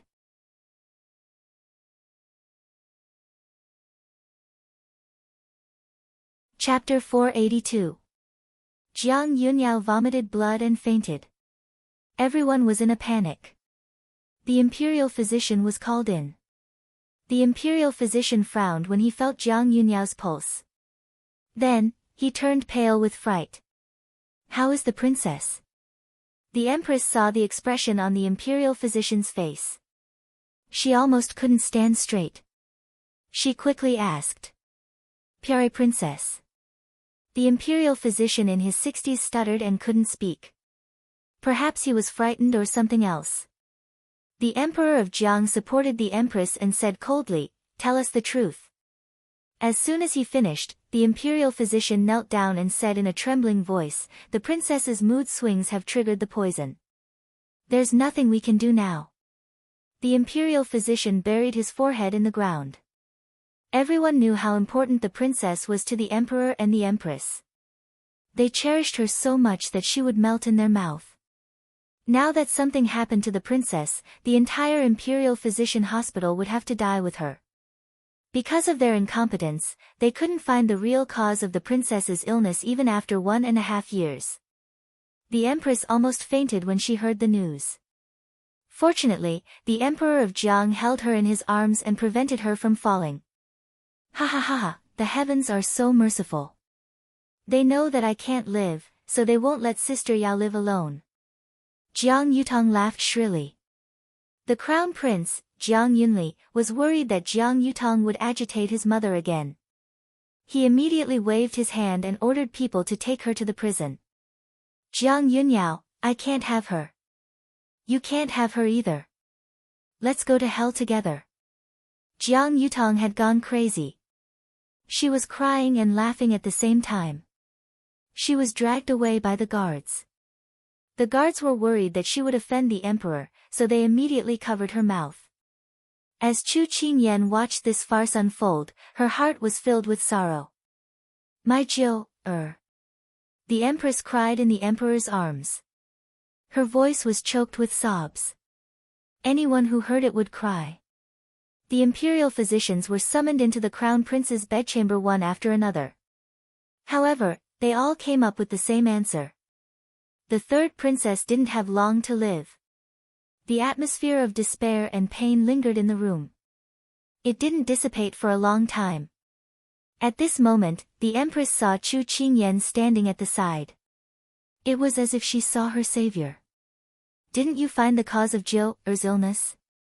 Now, please take a look at her and see if she's really. At this point, Empress Jiang was speechless. The hearts of parents in the world were pitiful. Chu Qingyan didn't move. Instead, she looked at the emperor of the Jiang kingdom. He was the one in control of this place. Receiving Chu Qingyan's gaze, the emperor of Jiang kingdom narrowed his eyes, but the girl in front of him met his gaze without any fear, without any timidity. There were only a few people who dared to look directly at him. He was slightly surprised, but at this time, the arrow on the bow had to be shot. He immediately said, "Please help me." Chu Qingyan nodded. The emperor of the Jiang kingdom did not make any promises, but his words were enough. At least their safety was guaranteed at this time. She turned to Cheng Yenluo and said, "Help the third princess take a look at her condition." Cheng Yenluo nodded and stepped forward with her medical kit. The crowd made way for the two of them. At this time, Jiang Yunyao's face was almost transparent. It reminded people of crystal clear glass, precious but fragile. Cheng Yenluo placed her hand on Jiang Yunyao's slender wrist, then focused on feeling her pulse. She said, "Her pulse is very weak. The vast death poison is spreading in her blood and invading her organs. That's why she vomited blood and fainted. She'll die in 2 hours at the latest." When Cheng Yenluo said this, Empress Jiang cried out, "Miss, please save Jiu." I'll give you anything you want. Please save her. She's only 16 years old. She hasn't even lived half of her life. She's been tormented by her illness for so long and hasn't even left the palace. She can't just, Empress Jiang was sobbing. At this time, she was no longer the noble empress of a country, but an ordinary mother begging a doctor to save her poor daughter's life. Chu Qingyan was sad when she heard this. Your Majesty, don't be anxious. Let her finish first. Chu Qingyan comforted her. Yen Luo wouldn't be so calm if she wasn't confident, so she believed that Yen Luo had a solution. Mother, don't be anxious. Calm down first. The second prince, Jiang Yunjing, stepped forward and stood beside Empress Jiang, comforting her. Crown Prince Jiang Yunli nodded in agreement. After the room fell silent, Cheng Yen Luo continued, although her condition is like this, I have a way to try. Her words were like rain falling from a dried-up well. All right, tell me what you need. The Emperor of Jiang Kingdom said immediately. I need 30 silver needles, candles, and a dagger. Cheng Yen Luo didn't stand on ceremony and ordered directly. The Emperor of Jiang Kingdom ordered the palace servants to fetch them. Soon, the items arrived. Men, please leave. Cheng Yen Luo checked the length of the silver needles and replied without looking up. Miss, what are you doing? Empress Jiang asked in confusion. Chu Qingyan explained, she's going to perform acupuncture on the third princess. She'll force the poison to a certain area and then let the blood out. This is the fastest and most effective method. Yen Luo had discussed the treatment of Jiang Yunyao with her before, so Chu Qingyan took the initiative to explain when Yen Luo was busy. Everyone left at once, except for the Empress, Chu Qingyan, and a few palace maids. Little girl, help me take off the third princess's clothes. The rest of you, light the stove in the room. Don't let the third princess catch a cold. Cheng Yen Luo began to instruct. Okay. Chu Qingyan immediately stepped forward to help. She and Ryue took off Jiang Yunyao's clothes. The Empress Jiang immediately asked the palace servants to add fuel to the fire. Cheng Yen Luo opened the needle bag and picked out some silver needles.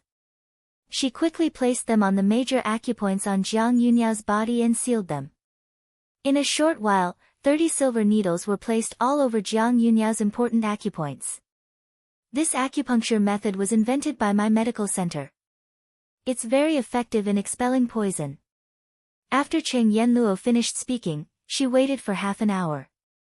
Then, she took out the silver needles and heated the dagger in the fire until it turned red. She asked Chu Qingyan and the others to hold Jiang Yunyao down. Then, she made a cut on Jiang Yunyao's wrist. Soon, red streaks of blood appeared. Then, black blood with a foul smell flowed out. This is the vast death poison. Cheng Yen Luo explained. When the black blood gradually faded and turned red, Cheng Yen Luo immediately sprinkled hemostatic powder on the wound. Soon, the bleeding stopped. Then, she skillfully wrapped the wound with gauze and got up. Jiang Yunyao's gloomy face had faded and was replaced by a pale face. How is Jiao now? The Empress Jiang asked. She's fine now. But she must be detoxified within 3 days because there are still remnants of the poison in her body. If it's not removed as soon as possible, there will be no end of trouble. Cheng Yen Luo cleaned her hands with a brocade cloth. Thank God. The Empress Jiang's eyes were filled with joy. When the Emperor of Jiang Kingdom and the others heard the news and heard that Jiang Yunyao was fine, they all heaved a sigh of relief. Because Jiang Yunyao needed to rest, the Emperor of Jiang Kingdom asked Chu Qingyan and Ryue to go to the outer hall. Chu Qingyan knew that the Emperor was going to negotiate with them.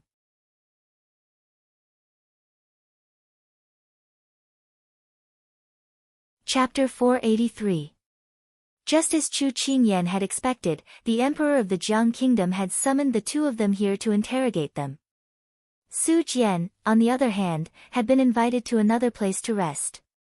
In the outer hall, the Emperor of Jiang Kingdom sat on the main seat while the Crown Prince, Jiang Yunli, and the second prince, Jiang Yunjing, sat on either side of him.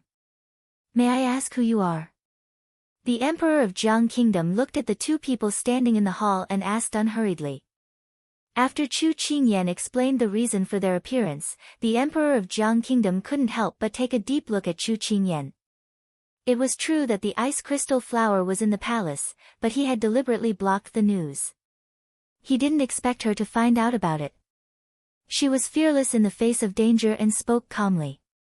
She didn't seem like a common girl. The Emperor of Jiang Kingdom had a trace of doubt about her identity. "I am the Princess Consort of the King of England of Sichuan Kingdom. This is Divine Dr. Luo's disciple, Chen Yan Luo." Chu Qingyan didn't hide her identity this time and directly revealed her identity. She then took out a token from her waist and flashed it in front of everyone. Before he left, Big Ice Cube had told him that the Emperor of the Jiang Kingdom had been in the military all his life, and he had been able to make hundreds of thousands of soldiers follow him loyally. It was all because of him that he kept his promises. If he had no other choice, he could reveal his identity to him. He even gave her the token that represented his identity. The King of England? Is it the god of war, Shaosu?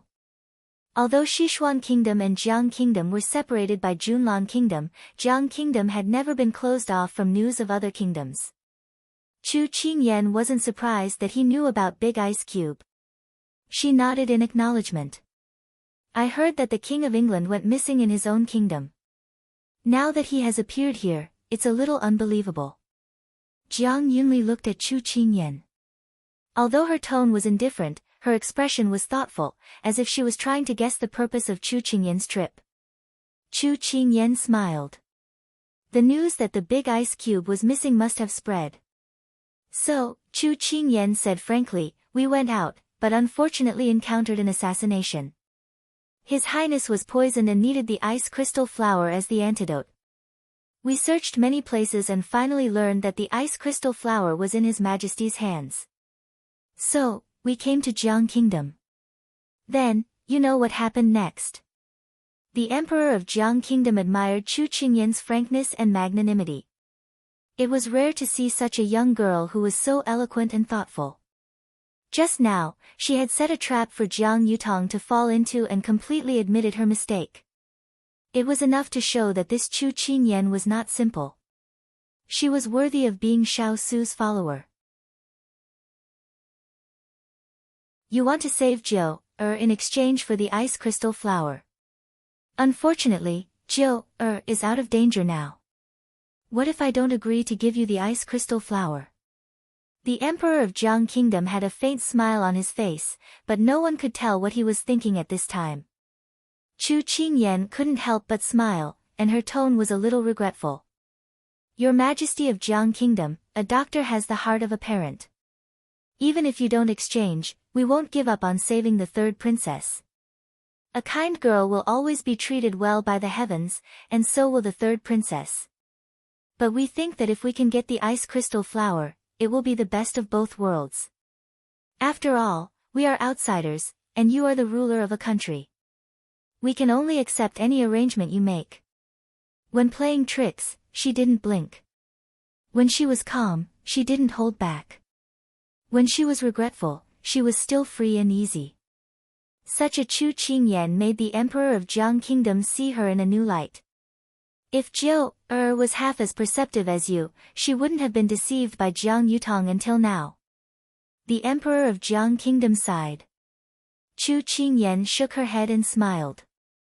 "Your Majesty, in fact, the third princess is already very good. She is pure, kind, and beautiful. It's not an exaggeration to use any beautiful word on her. I admire her very much. She has a firm will and is open-minded when talking and laughing. The third princess is able to endure the overbearing death poison. It's enough for many men in the world to admit defeat." The Emperor of Jiang Kingdom glanced at her. "Don't think that I will agree just because you praise Zhou. Chu Qingyan spread her hands, indicating that she was sincere. The Emperor of Jiang Kingdom stopped teasing her. I will give you an answer tomorrow. As soon as he finished speaking, it meant that the negotiation was over. Although the emperor of Jiang Kingdom didn't agree, Chu Qingyan wasn't worried at all. Because if the emperor of Jiang Kingdom didn't agree, he could reject her on the spot. When they walked out of the third princess' inner palace, Cheng Yenluo patted her chest and heaved a sigh of relief. Her eyes shone as she looked at Chu Qingyan. Little lass, I realized that you are always very quick-witted at crucial moments. Where did you learn to be so calm and collected? I felt that you were shining just now. Chu Qingyan reached out and moved Cheng Yenluo's hand away from her head. She adjusted her hat before replying in all seriousness, this is innate. It can't be learned. So give up. As soon as she finished her pretentious words, she immediately received a slap. Chu Qingyan covered her head and rolled her eyes. She turned around and saw Cheng Yenluo flinging her wrist. She said in disdain, Big sister, I realized that you were talking nonsense again just now. You're probably not clear-headed. Wake up. Chu Qingyan sighed. She felt that it wasn't good to have violent tendencies. The two of them walked out of the palace. Su Jian was already waiting there. Great master, I'm really sorry. I almost implicated you. Chu Qingyan's tone was apologetic. Su Jian smiled faintly. It's fine. As long as the third princess is safe, nothing else matters. Chu Qingyan nodded, and the group boarded the carriage. Great master, if the third princess recovers, where will you go in the future? Back to the Sichuan. She knew that he had been invited to Jiang Kingdom. If the third princess was cured of her poison and recovered, then his responsibilities would be over. That was why she couldn't help but ask curiously. This poor monk hasn't thought about this problem. However, this poor monk hasn't traveled for many years. Perhaps I will wander the world. Su Jian pondered carefully before replying with a faint smile. That's good. Perhaps we will bump into each other on the road in the future. Chu Qingyan deliberately emphasized the word, bump into each other. Who knew if he would suddenly appear in front of her again? Su Jian nodded with a smile but didn't reply. No one could say for sure what would happen in the future. After Chu Qingyan and Cheng Yenluo returned to the Yi residence, they went straight to Big Ice Cube and told him about what had happened in the palace. Big Ice Cube, thank you for reminding me. Otherwise, the one who would be locked up in the prison today would not be Jiang Yutong, but your poor little fellow. Chu Qingyan hugged his arm, feeling wronged and fearful after the ordeal. In front of outsiders, she was always fearless and calm. Only in front of Xiao Su did she act coquettishly like a little girl. Xiao Su patted her head and comforted her. You did well. Really well. It was beyond his imagination. Chu Qingyan, who had been praised, was delighted. The next day, a secret edict came from the palace. The emperor of Jiang Kingdom wanted to see her and Big Ice Cube. Chu Qingyan was bewildered.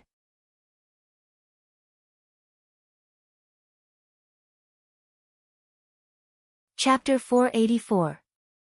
Xiao Su was not surprised by the order, but Chu Qingyan was pacing back and forth in the hall, feeling uneasy. Little princess, what are you pacing about for? After hearing what happened in the Jiang Kingdom's imperial palace, Turan admired little princess very much. Seeing her fidgeting, he could not help but ask. Chu Qingyan immediately sighed. Didn't the Jiang Kingdom's emperor summon your highness to the imperial palace? For no reason, I'm worried that he's up to no good. But looking at Xiao Su who was sitting peacefully in the chair, it was as if the emperor was not worried, but the eunuch was worried. The Big Ice Cube did not seem to be worried at all. Don't worry too much. We'll know when we get there. Xiao Su was a little helpless at her inexplicable worry. Aren't you afraid of a trap? Chu Qingyan walked in front of him, put her face close to his, and asked seriously. Xiao Su raised his hand and pinched her face. It was very soft and smooth. He smiled faintly. You think too much. Jiang Xiong was an all-powerful hero of a generation more than 10 years ago. He had heard of his deeds since he was a child. Influenced by what he heard and saw, he had a feeling of mutual appreciation. He once thought that if he could meet him in his lifetime, he would be lucky. It seemed that Jiang Xiong was just curious about him and wanted to see him as a junior.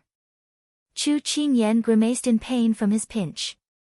She did not have time to think about anything else. She was busy struggling with his hands and did not continue to discuss with him. But this time, Xiao Su was wrong. Perhaps Jiang Xiong's initial idea was indeed so, but sometimes plans could not keep up with changes. When it was almost time, Chu Qingyan, Xiao Su, and Qing Yanluo entered the Jiang Kingdom's imperial palace together. The palace servant led them to a magnificent palace. As soon as they entered the palace, they saw Jiang Xiong, the emperor of Jiang Kingdom, drinking tea alone. Xiao Su walked forward slowly and bowed slightly. Xiao Su greets your majesty. Chu Qingyan and the others followed suit. Jiang Xiong put down the teacup, his eyes scrutinizing the person in the middle of the hall. He knew that Xiao Su had been disfigured when he was young, so at this time he should have changed his appearance. Although there was nothing special about his appearance, but from the moment he walked in, he had already begun to pay attention to him. He walked slowly and calmly, his attitude was neither servile nor overbearing, and his expression was cold and indifferent. But the aura of a king hidden at the bottom of his eyes was still captured by him. His black robe could not conceal his outstanding heroic bearing. Xiao Su raised his head and met his gaze. Chu Qingyan felt as if there was a buzzing sound in the air. This was a collision of auras that could only be felt between two experts. Jiang Xiong had been in the imperial palace for many years.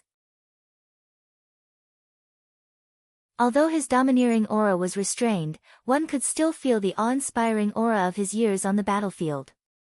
When the two kings met, Chu Qingyan felt as if there was a gust of wind blowing their robes. She could not help but wonder if this was the special effect of the protagonists. I've heard a lot about the King of England. The two sides only looked at each other for a moment. Then Jiang Xiong invited them to sit down, and the palace servants appeared with tea. Everyone lifted the lid of the cup, and the fragrance of the tea filled the air, adding a little warmth to the solemn palace. Back then, I was only in my 20s when I conquered the country, but you became famous a few years ago. Now you're only in your 20s. It's true that heroes come from the young since ancient times. My two princes are about the same age as you, but they're not as famous as you. Jiang Xiong spoke first, with a little emotion in his tone. Xiao Su was calm and composed, as if the two were just chatting. In fact, they were chatting. The two princes are talented and intelligent, and they are deeply loved by the people. It's enough to see that they will be the pillars of the Jiang Kingdom in the future. Xiao Su replied lightly. If one looked carefully at his expression, one could feel his indifference. Jiang Xiong narrowed his eyes. It was not said that Xiao Su was a man of few words, but now listening to him speak, his politeness was not worse than his. Could it be that the news was wrong? Jiang Xiong did not know. If he had met Xiao Su a year ago, he would have been a man of few words. But now, with Chu Qingyan, Xiao Su had dissipated some of the indifference of the past. He was still cold to others, but Jiang Xiong was the person he had heard the most legendary stories about since he was a child. And before entering the palace, the little fellow had told him repeatedly that he must not have a conflict with Jiang Xiong, because people under the eaves had to bow their heads. Although Xiao Su did not take it seriously, since the little fellow was so concerned, he reluctantly talked with him. Before, it was said that the two kings could not tolerate each other. That was why she was worried. However, when Chu Qingyan saw that the two of them were conversing harmoniously, her heart finally relaxed. However, in the blink of an eye, the two of them had already gone from exchanging pleasantries to discussing the formation of the three armies, as well as their understanding of the art of war. Chu Qingyan blinked as she was completely confused. In the end, she gave up and left Xiao Su alone as she went to Jiang Yunyao's sleeping quarters with Yan Luo. For the next 3 days, Jiang Yunyao would need to undergo acupuncture treatment in order to completely eradicate the vast death poison. Because of the vast death poison, Jiang Yunyao's bedchamber had been moved to another palace, which was very close to here, so they arrived after a few steps. When they entered the palace, Jiang Yunyao had already woken up and was drinking medicine. When she saw Chu Qingyan and the others, she greeted them with a smile. "Miss Chu, Miss Cheng, you are here." This was a princess without the airs of a princess, Chu Qingyan thought. "Third princess, are you feeling better?" Chu Qingyan stood in front of her and asked with concern. Jiang Yunyao nodded. "It's rare that I didn't have nightmares last night. It's been a long time since I had a dreamless night." Chu Qingyan saw that her complexion had improved, but there was still a hint of sorrow in her eyes. She was probably still upset because of Jiang Yutong's betrayal. "Once the remaining poison is removed and you have a good rest, your highness's body will slowly recover," Cheng Yenluo said with a smile. "It's all thanks to you guys. Otherwise, I might still be in a daze at the gates of hell," Jiang Yunyao said self-deprecatingly. Such a fairy-like and kind-hearted woman easily attracted the love and pity of others, and Chu Qingyan was no exception. Seeing that she was in low spirits, Chu Qingyan took the initiative to chat with her. Because Chu Qingyan's words were humorous and could always make her laugh, she soon forgot the knot in her heart and talked about the past. After talking with her, Chu Qingyan realized that Jiang Yunyao was not as weak as she appeared to be. Not only could she ride a horse, but she could also draw a bow and shoot arrows. Some of the nobles in the Sichuan kingdom were simply miles ahead of her. When Cheng Yenluo was inserting the silver needles into Jiang Yunyao's body, Jiang Yunyao lay on the bed and looked at Chu Qingyan with a gentle smile. "I heard that you need the ice crystal flower. It's my imperial father's favorite. Did he agree to it yesterday?" "Favorite? Does that mean I can't get the ice crystal flower?"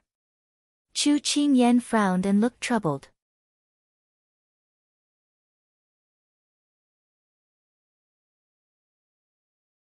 Chapter 485. Jiang Yunyao didn't expect her careless words to make Chu Qingyan so worried. She looked apologetic and comforted her, "Don't worry.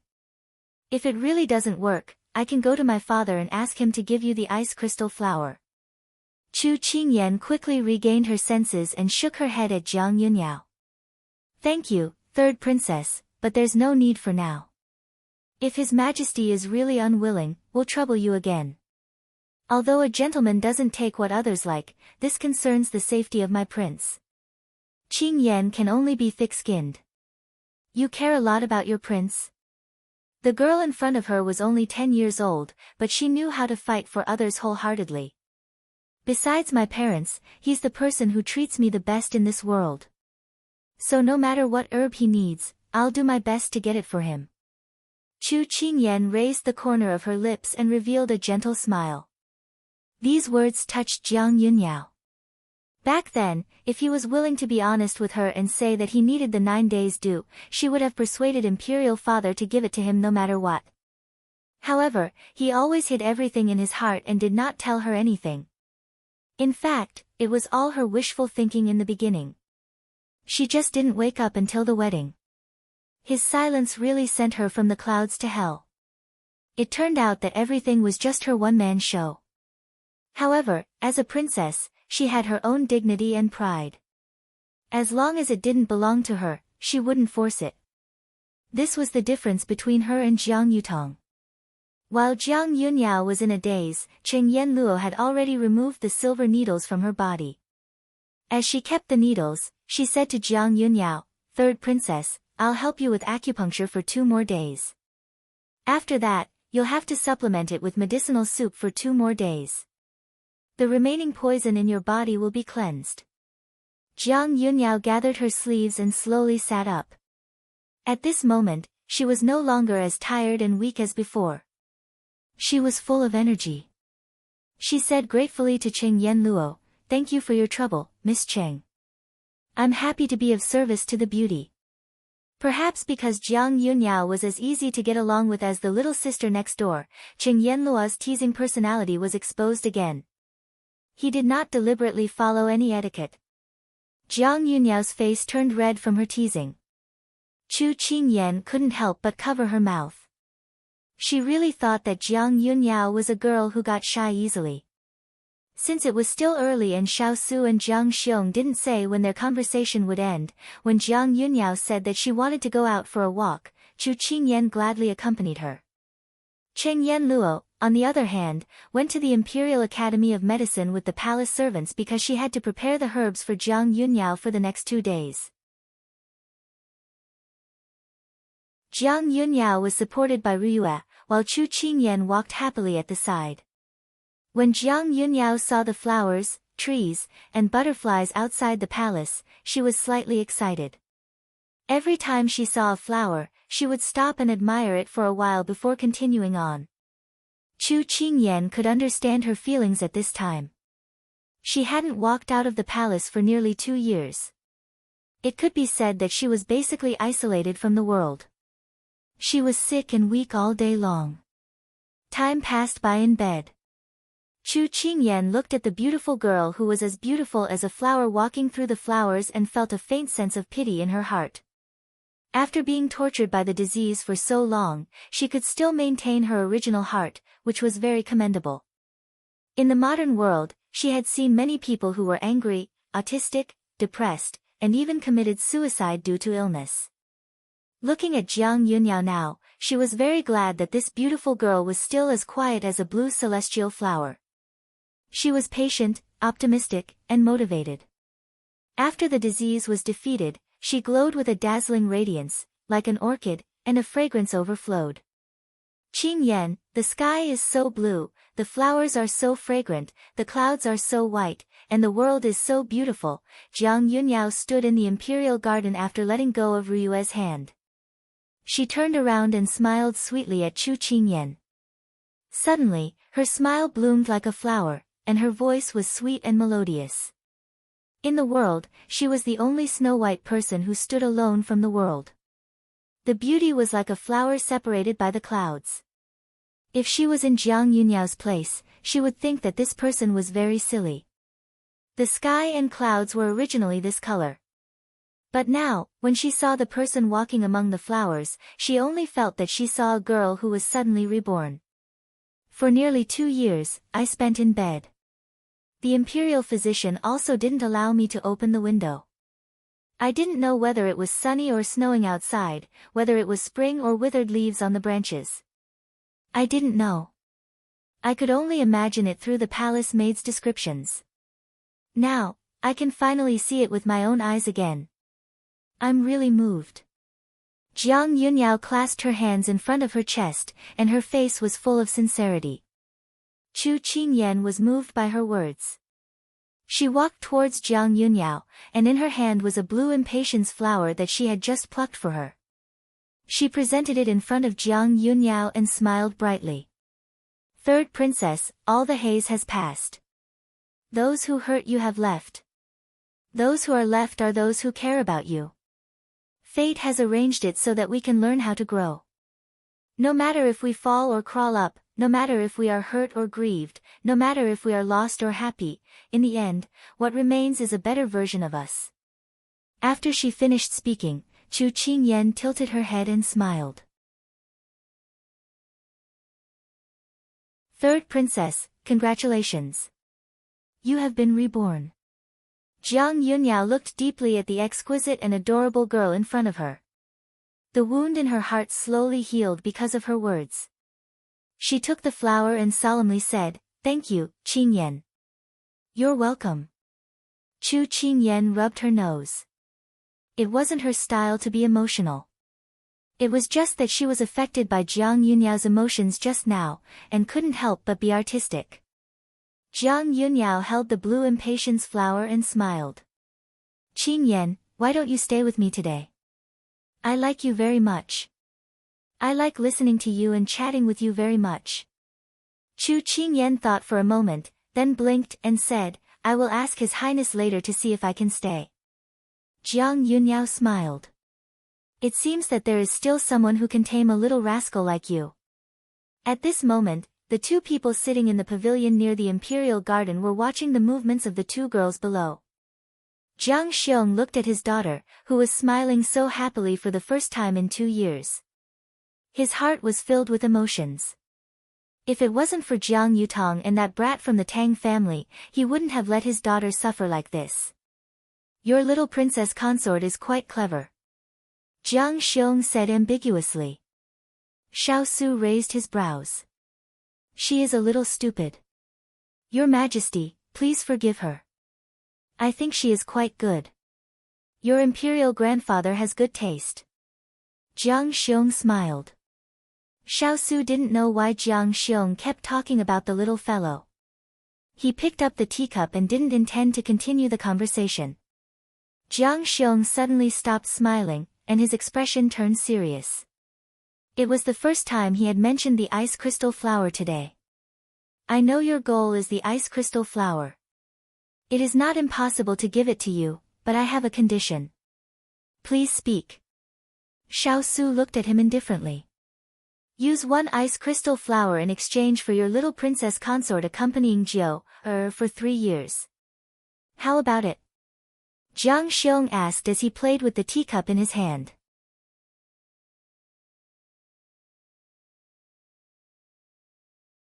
Chapter 486. After accompanying Jiang Yunyao for a while longer, Chu Qingyan sent her back to her sleeping quarters. Under her repeated reminders, Chu Qingyan agreed in amusement, saying that she would definitely ask for Xiao Su's opinion. Then she left the hall, intending to ask the palace servants about Xiao Su's whereabouts. Unexpectedly, the moment she came out, she saw a person standing at the door with his hands clasped behind his back, as if waiting for her. She curved her lips and quickly walked towards him. Big Ice Cube, when did you come? You didn't let anyone in to tell me. I thought you were still chatting with His Majesty of Jiang Kingdom. Hearing this, Xiao Su turned to look at her. With his back facing the setting sun, his young body was enveloped in a circle of golden light as he jumped up and down. His heart trembled slightly. It was this seemingly thin and weak body that contained a powerful strength that pulled him out of the abyss. She was the only one, a gift given to him by the heavens. He would never give her up, even if it was only for 3 years. 3 days. He would not allow her to be used in exchange for anything, even if it was his life. He was this kind of person.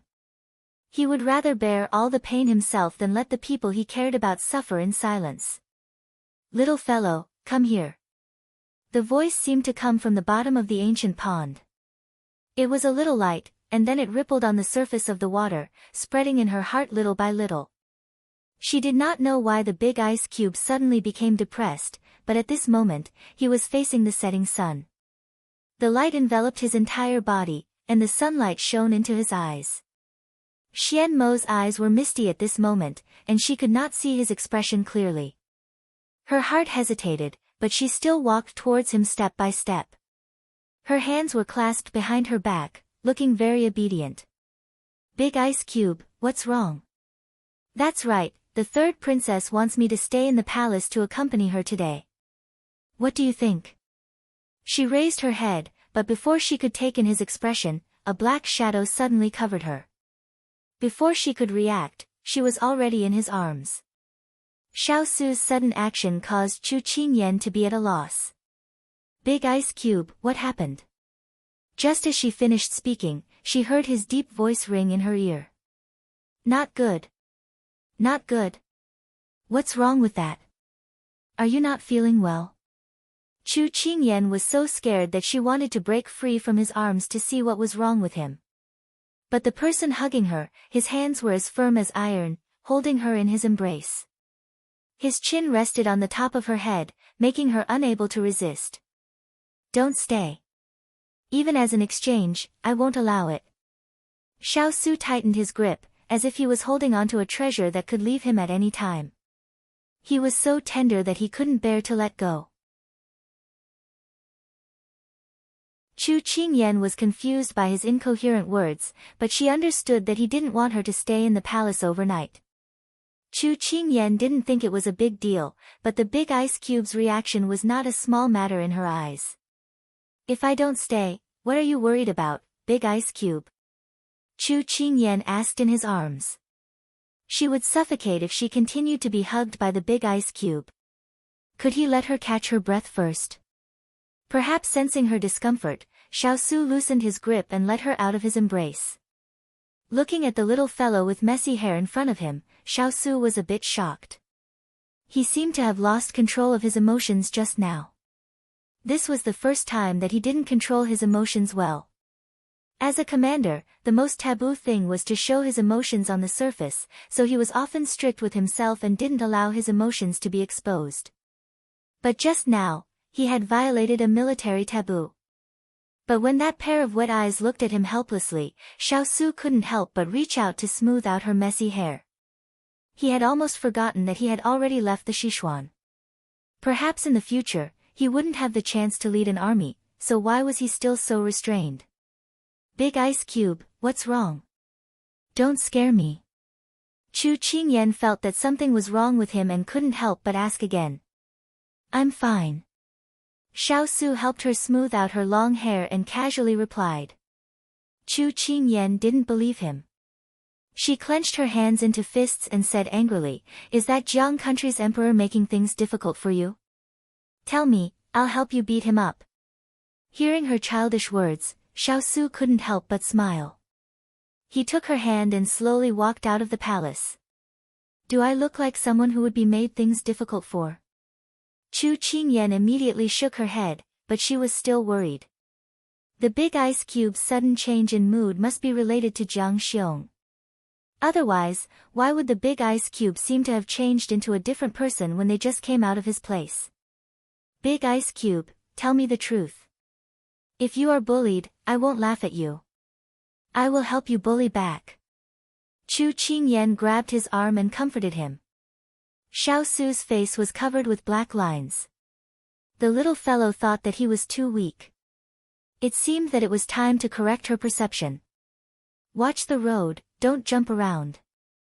Xiaosu educated her. When Chu Qingyan heard this familiar tone, she sighed in relief. Her normal big ice cube was finally back. His gloomy appearance just now was really not like him. The two of them chatted like this, and Chu Qingyan's mind was completely focused on Xiaosu. She didn't notice that the two of them were fighting. At this moment, holding hands had nothing to do with. It was only because they were accompanying each other and didn't want to be separated. Not long after the two of them left, Jiang Xiong came to Jiang Yunyao's palace. Imperial Father, why are you here? Are you done with the matters of the court? Jiang Yunyao was holding a book in her hand. She sat on a chair and leaned against the window sill, quietly flipping through the book. Inadvertently, she saw a long shadow on the ground. When she raised her head and saw who it was, she called out in surprise. Jiang Xiong pressed down on her shoulder as she was about to stand up and salute, then sat down on the chair in front of her. He smiled affectionately, completely without the arrogance of a country's monarch. How do you feel about today's treatment? I feel better than a few days ago. I feel much better. I have to say that Miss Cheng's medical skills are really brilliant. Jiang Yunyao praised sincerely. Then she continued, also, I found that Miss Chu is a rare good girl. Daughter and she hit it off very well. Daughter originally wanted to invite her to stay tonight, but she had something to do and left first. However, she promised daughter that she would come to the palace tomorrow. Daughter is very happy. Seeing the long-lost smile on her face, Jiang Xiong's iron-blooded heroism also melted into a soft touch. If Miss Chu can stay in the palace to accompany you in the future, would you be happy? He asked tentatively. Very good. Daughter has never had many friends. It's rare to meet a friend with a similar temperament. Although she is younger than daughter by a few years, there is no generation gap between us. Moreover, she is very good at taking care of people. It's the first time I've seen such a sensible little girl. Speaking of Chu Qingyan, Jiang Yunyao was full of praise. Good, then Imperial Father will let her stay with you. Jiang Xiong seemed to have made a decision as he said seriously to her.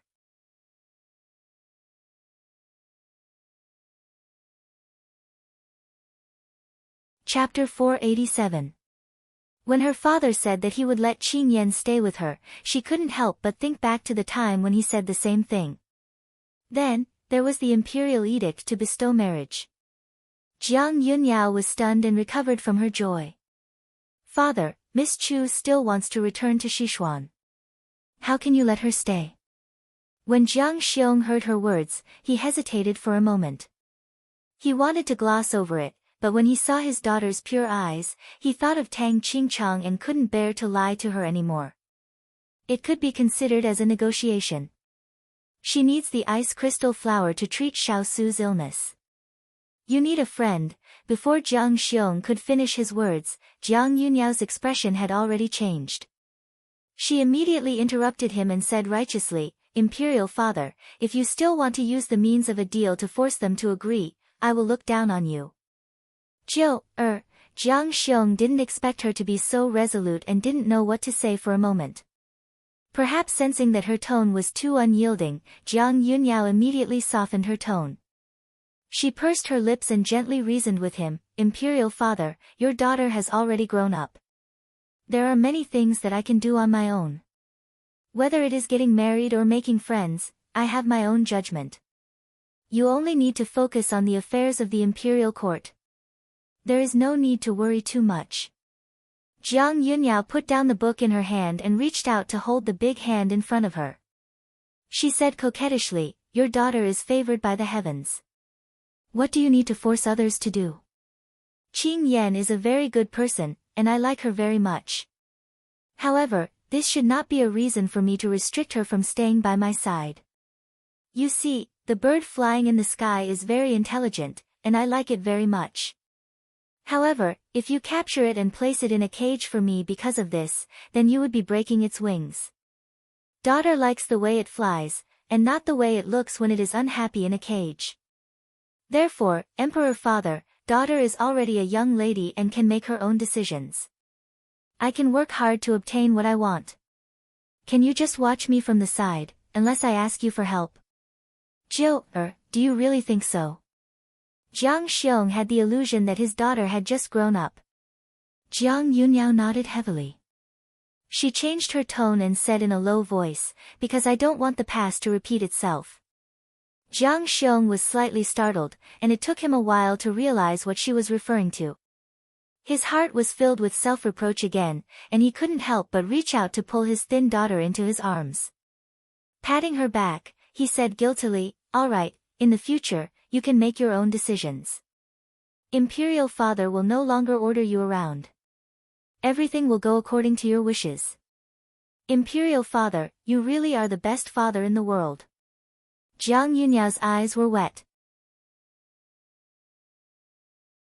She blinked and didn't forget to say, then Imperial Father, you should give the ice crystal flower to Qing Yan. They also saved my life. Just take it as a gift in return. Jiang Xiong stroked his daughter's long hair and smiled helplessly.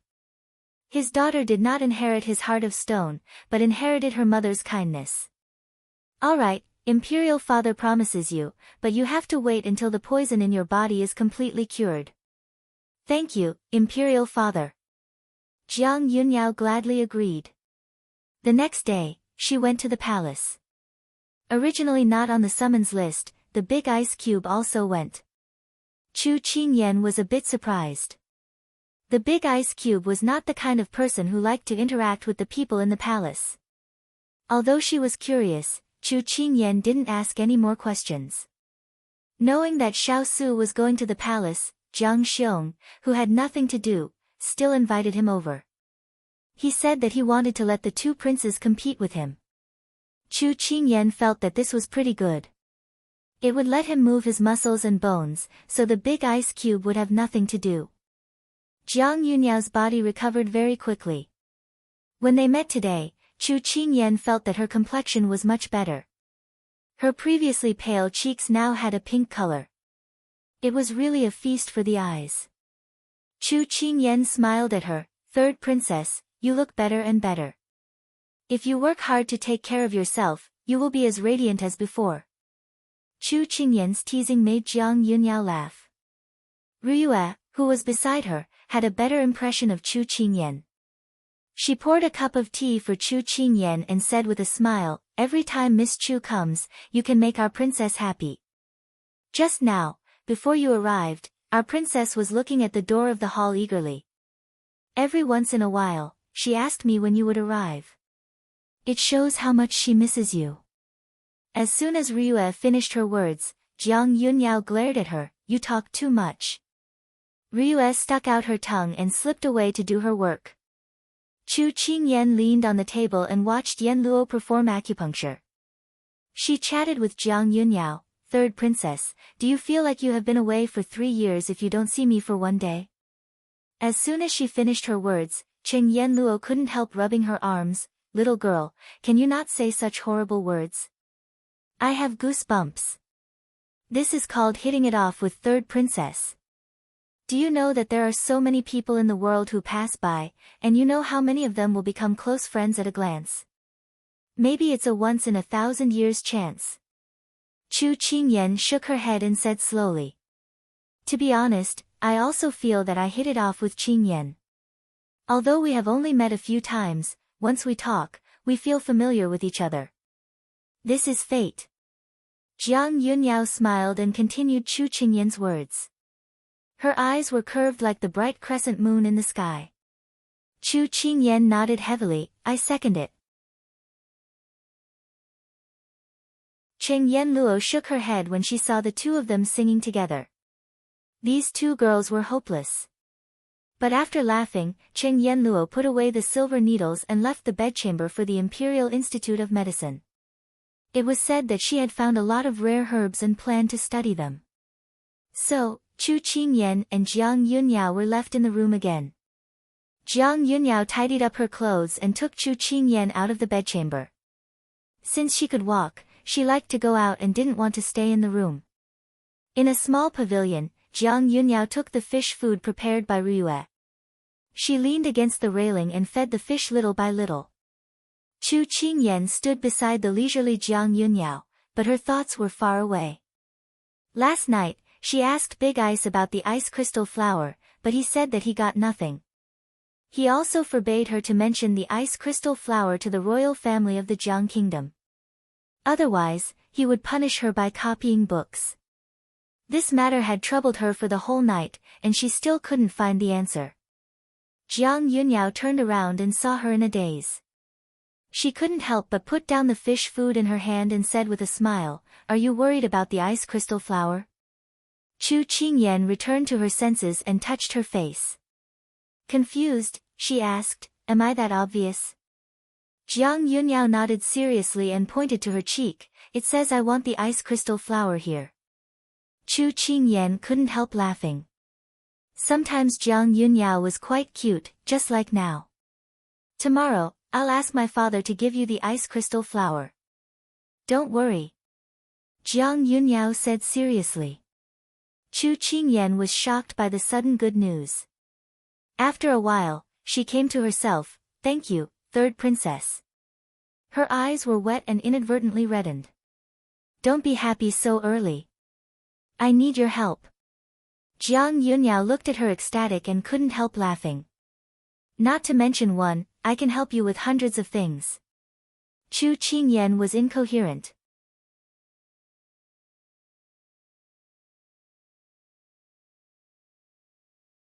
Chapter 488. Chu Qingyan's naivety made Jiang Yunyao smile. She leaned against the railing and slowly propped up her upper body with a longing look. "I haven't been out of the palace for a long time. I want to invite you to go with me. What do you think?" "I see. No problem. But I'm not familiar with the capital. I may need you, a local, to lead the way," Chu Qingyan said with a smile. She didn't expect Jiang Yunyao's condition was this. In fact, even if Jiang Yunyao didn't exchange, she would agree. Because she really liked this simple and beautiful girl. Chu Qingyan, who was in a good mood, took the fish food from Ryue's hand and began to play with the fish below. "Princess, where do you want to go?" "Just walk around casually." Jiang Yunyao held her chin and thought carefully. "I don't know if there are any changes outside since I haven't been out for a long time." Seeing is believing. Chu Qingyan winked at her. So on the third day, the two appeared in the bustling streets of the capital. Jiang Yunyao and Ryue were followed by 3 or 4 bodyguards in casual clothes, while Chu Qingyan was followed by Xining and Jin Xian. Chu Qingyan knew that there were palace guards hiding in the dense crowd to protect Jiang Yunyao secretly. This was Jiang Xiong's condition. She could go out, but she must take enough people with her. Looking at Jiang Yunyao, who looked like she had been released from a cage, Chu Qingyan's lips curled into a faint smile. Although Jiang Yunyao looked gentle and steady, she was still a young lady in her late 20s. Curiosity and exhilaration were still the main themes of her age. "I know a jewelry store that is very good. I'll take you there." Jiang Yunyao took her hand and went to the treasure store. Could the treasure pavilion be the place where Tang Qingchang had been waiting for a long time? Chu Qingyan vaguely had this idea, but it was soon attracted by Jiang Yunyao's other words. The two were like two sisters who had a close relationship. They laughed and chatted with each other as they went to the treasure store. In the restaurant, Tang Qingchang came to the restaurant as usual, and the waiter served his wine and dishes with familiarity. He still sat in a position where he could see the treasure pavilion across from him and drank cup after cup. This was already the umpteenth time in the past 2 years. Every time, he would come with a heart full of anticipation and then leave with a heart full of disappointment. That young girl with bright eyes never appeared again after the wedding. It was as if she had vanished from the face of the earth. It wasn't that he hadn't thought of entering the palace to look for her, but his father had suddenly told him vaguely one day that His Majesty didn't allow him to look for her. When the imperial edict came down, he had the thought of rejecting it. But when she lifted the veil and told him that she wouldn't force him, his heart felt as if it had cracked open.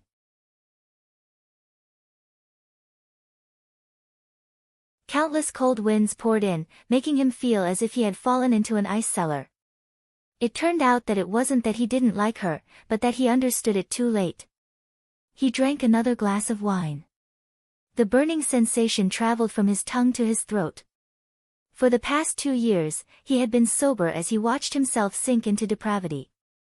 When he placed his hand on the jug and was about to pour the wine, a beautiful figure suddenly flashed in front of his eyes. His fingers on the jug suddenly began to tremble.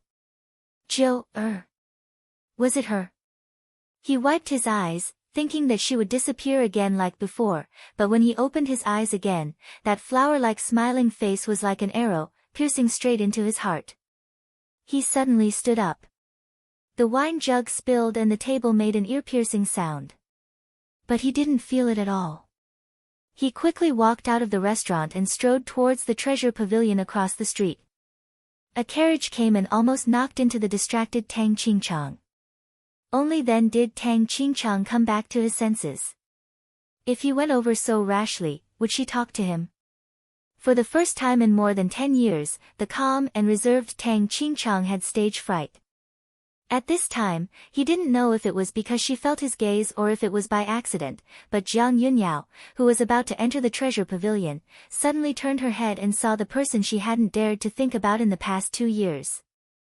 Liking someone so much that in the vast crowd, the first person I saw was only you. Jiang Yunyao forgot to walk and just stared at him with her eyes wide open. He was dressed in green and had black hair. His face was bright and handsome. His jade-like face was fair and gentle. His cold temperament was like the cool breeze at the first light of dawn. 2 years had passed and he still hadn't changed. But the way he looked at her seemed a bit different. But so what if it was different? Maybe it was because she had hurt his face by breaking off the engagement on the spot. He probably already hated her. And in Tang Qingchang's eyes, even though they were separated by the crowd, her appearance still clearly fell into his eyes. Her features were picturesque and her skin was like warm jade with a soft glow. She wore a snow-white long dress that reached her ankles and a pair of small deerskin boots. Her long hair hung down and the hair on both sides of her head was divided into several braids. There weren't many decorations on her head, only a snow-white hair band that wrapped around her hair. She was as fresh as a fairy. Her appearance didn't seem to have changed much in the past 2 years. She had just lost a lot of weight. In the past, he could still see the pink flesh on her cheeks, but now it was all gone. Looking at her at this time, Tang Qingchang's heart was filled with layers of pity. Chu Qingyan, who was standing at the side, saw the two of them silently separated by the crowd and couldn't help but sigh. This must be a reunion after a long separation. Unfortunately, they didn't excitedly greet each other, nor did they express their feelings. They just looked at each other in silence. "Do you want to say hello?" Chu Qingyan couldn't stand the stifling atmosphere between the two of them and smiled to break the deadlock. Hearing Chu Qingyan's words, Jiang Yunyao regained her senses and realized that she had been in a daze for a long time. She hurriedly retracted her gaze and lowered her head slightly. She said to Chu Qingyan, "No need, let's go in." He had imagined countless times that they would meet, but he never thought that it would be like this. She clearly saw him, but turned a blind eye. Tang Qingchang watched her figure disappear behind the door and felt a dull pain in his heart. Was Zhou still angry with him? Had she already given up on him? Was it, he didn't dare to think about it anymore? Perhaps no one would have thought that the dignified and elegant young master of the capital would be at a loss and worried about personal gains and losses on this never-ending road. "He's second young master Tang, right?" Chu Qingyan asked in a questioning and affirmative tone.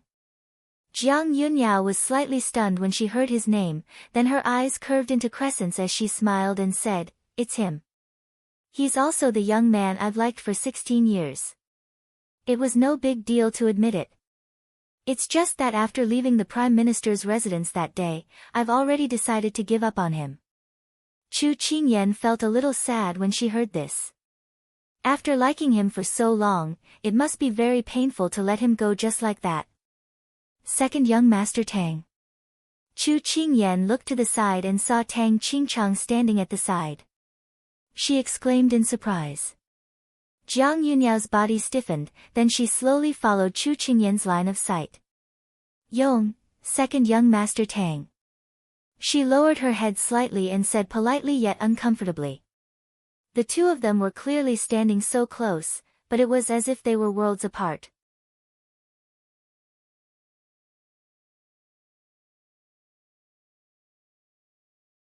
Chapter 489. Second young master Tang.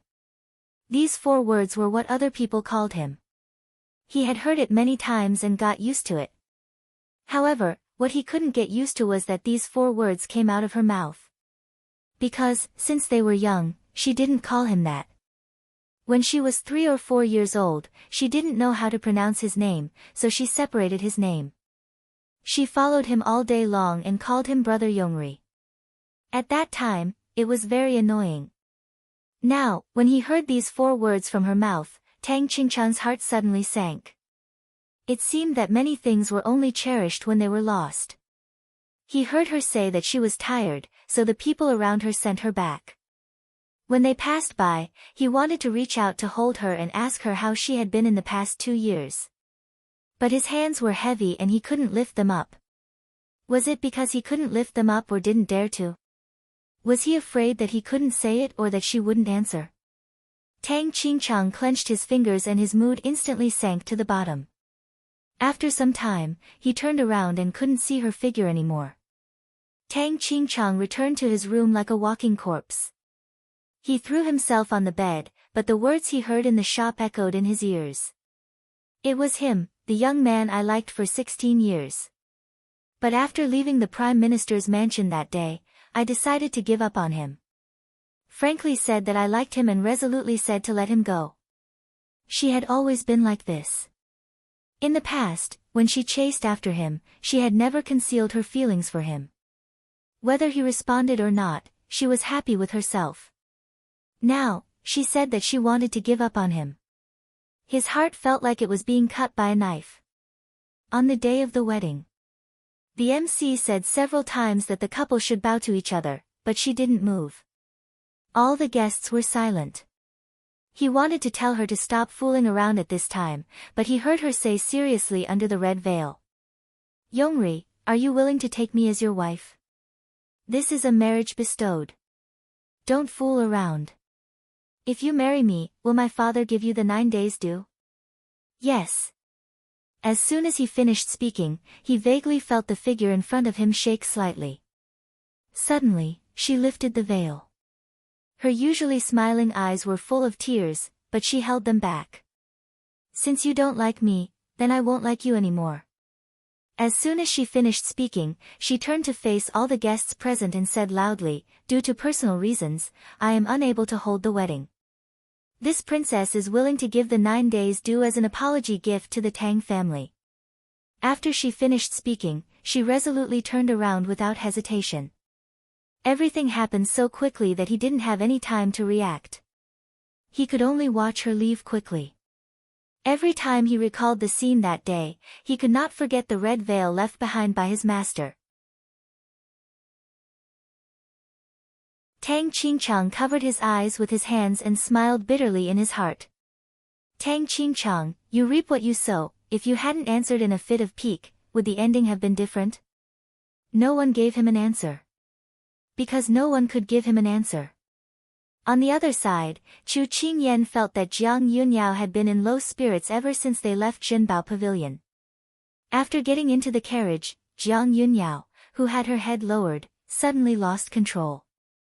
She leaned on Chu Qingyan's shoulder and cried loudly. Third princess, what's wrong? Chu Qingyan was shocked by her sudden action. Qingyan, I have already hypnotized myself for nearly 2 years. I thought that I had already forgotten him. I thought that I did it. But after seeing him, those buried memories suddenly flew back to find me. What should I do? What should I do? Jiang Yunyao cried until her liver and intestines were cut to pieces. She sobbed out the words in her heart. When Chu Qingyan heard this, she knew that it was all because of Tang Qingchang. What was love in the world? It made people pledge their lives to each other. She didn't understand the feelings between men and women, but she knew that unrequited love, and heartbreak were all very painful things. But she seemed to be able to feel that Tang Qingchang was interested in her. Otherwise, he wouldn't have wasted so much time waiting for someone to appear. Third princess, is there a possibility that you two are interested in each other? Chu Qingyan comforted her and told her her guess. Jiang Yunyao wiped her tears and shook her head with a bitter smile. No. If he liked me, I would have felt it in the past 16 years. Unfortunately, he didn't. So it's impossible now, and even more impossible in the future. The despair in her voice moved Chu Qingyan. Third princess, don't think too much. You need to recuperate well now. Don't let your emotions fluctuate too much. Taking care of yourself is the most important thing. Jiang Yunyao nodded, but her expression was dazed. Chu Qingyan was worried. After sending her back to the palace, she specially asked Ryue to take good care of her before returning to Yi residence. Since leaving the palace yesterday, Big Ice Cube didn't enter the palace with her today after she told her that Jiang Yunyao would give her the ice crystal flower. She found Xiao Su in the courtyard. At this time, he was with her father. She didn't think much and walked to him. Xiao Su knew from the moment she entered the courtyard. At this time, seeing her walk over with a heavy expression, he stopped wiping his sword and asked, what happened? Chu Qingyan didn't expect Big Ice Cube to guess that something had happened to her before she said anything. She was secretly surprised. However, she still told him about Jiang Yunyao and Tang Qingchang. Big Ice Cube, I think the two of them are a match made in heaven. If they just pass by each other, I will feel very regretful. Then bring them together. Father likes to do this kind of thing the most. Father Chu was squatting at the side and watching his son-in-law wiping his sword. After hearing this, he jumped up happily. Chu Qingyan didn't forget that her father had failed to bring Yan Luo and Ethereal together, as well as Dugu Qing and Yiling Feng. But this time, she really wanted to try. How do you want to do it? Xiao Su asked directly. I think there may be a misunderstanding between them. I want to help them solve it. This is all I can do. Do you think I can do it well? Should I not intervene? Chu Qingyan just had this idea and wanted to find someone to advise her, but the first person she thought of was Big Ice Cube. Actually, you already have the answer in your heart. If you think it's worth it, then do it. Xiao Su looked into her watery and pure eyes. This little girl was always so kind. Big Ice Cube, you're the best. Chu Qingyan held his face with both hands and kissed him. Then she quickly walked away. What she wanted was not an opinion, but to be affirmed. Big Ice Cube's words rekindled her confidence. She would do it. Before Xiao Su could come back to his senses, Father Chu had already held his broken heart and cried. Kai Kai doesn't want me anymore. She doesn't want me anymore now that she has a husband. Boo-hoo, Father Chu saw his daughter kiss his son-in-law and was jealous. Xiao Su was still a little embarrassed, but when he heard Father Chu's words, he couldn't help but laugh.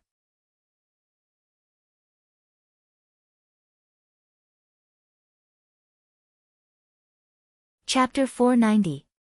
In this world, other than life and death, the only thing that could not be escaped was love. Dugu Qing was grooming herself in front of the mirror. Her face had been pale for the past 2 days, so she put on some blush to make herself look more energetic. She knew that Yiling Feng would be practicing his sword in his courtyard today. After she changed her clothes, she would go find him. Today, she wanted to make a clean break with him. She did not have any more time to delay. When Yiling Feng saw Dugu Qing suddenly appear in his courtyard, the sword in his hand paused and he put it away. Aren't you still recuperating? Why did you come out? Yiling Feng looked at the person in front of him. She was wearing a light yellow dress and her long hair was tied up into a complicated bun. There were flower beads and tiny hairpins in her hair. There were 2 strands of hair hanging by her cheeks. They fluttered in the breeze and brushed against her cheeks, giving her a flirtatious look. She had a smile on her face and her eyes were as bright as the moon. She was not as lively as she used to be, jumping right in front of him as soon as she came over. Today, she was unusually quiet. In these 3 to 4 days, you did not come to see me. Were you really that busy? She pouted her lips, her tone was a bit aggrieved, like a child who could not get candy and was acting spoiled to an adult. She slowly walked over step by step, his face slowly becoming clearer in her eyes. Because of the sword practice earlier, his forehead was covered in sweat. Under the sunlight, it was like he was covered in a layer of white light. His face was like jade as he stood tall. She had known him for almost half a year, but every time she saw him, her heart would still beat fast. Knowing that she was blaming him, Yiling Feng coughed a few times before replying, "It's cold right now, it's not good for your body.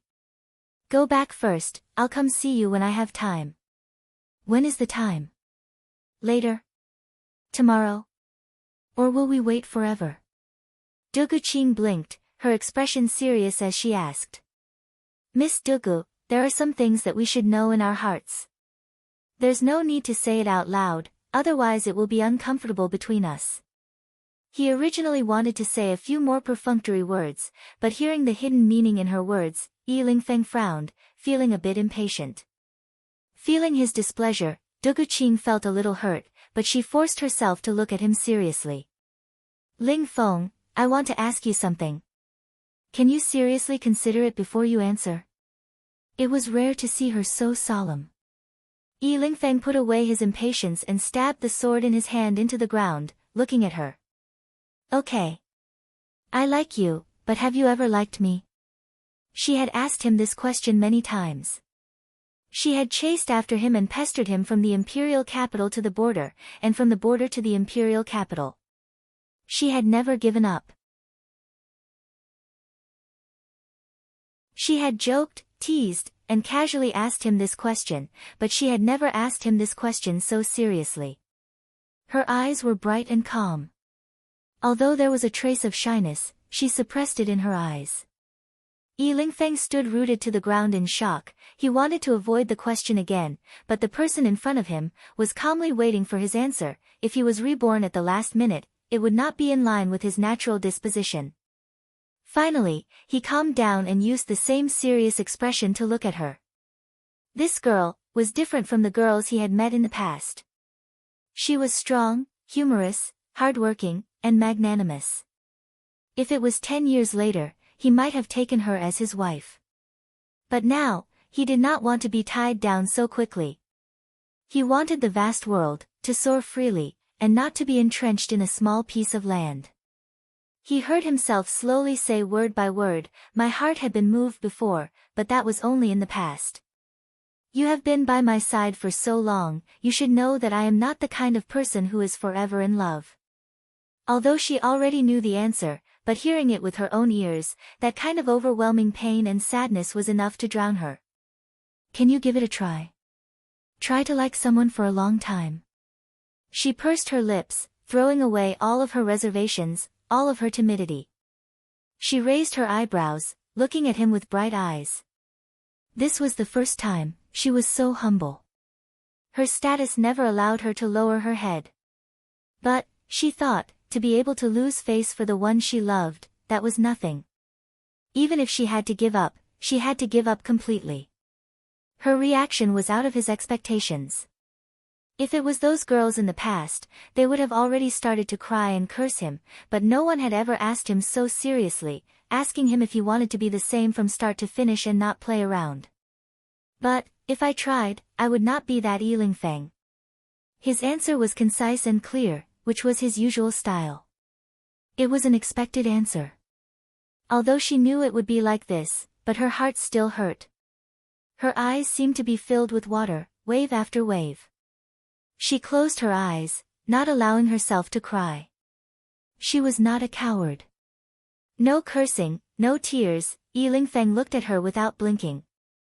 He saw her slowly retreat, standing 3 steps away from him, and then he saw her slowly raise the corner of her mouth.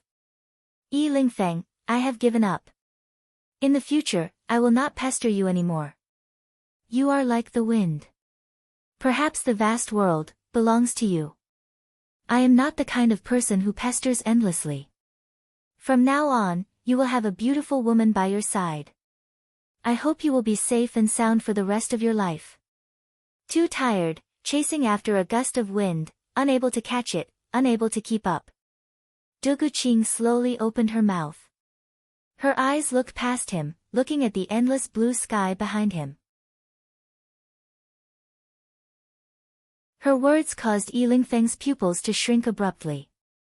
Her sad and calm expression, for some reason, made him feel a strange emotion. This was a feeling he had never felt before. He told himself that she was a good girl. For her to take the initiative to give up, it could not be better. He did not need to worry about holding her back. So he put away all his complicated emotions and seriously looked at Du Guqing, sincerely apologizing. Sorry, I should not have taken the initiative to provoke you that day, causing you to like a heartless person. Me liking you is my matter, it has nothing to do with you. That day on the street, if you did not approach me, maybe the next time I met you, my heart would also be moved. Because you are the type I like, a step earlier or a step later, there is no difference." After saying this, Du Guqing felt that the heavy stone in her heart could finally be removed.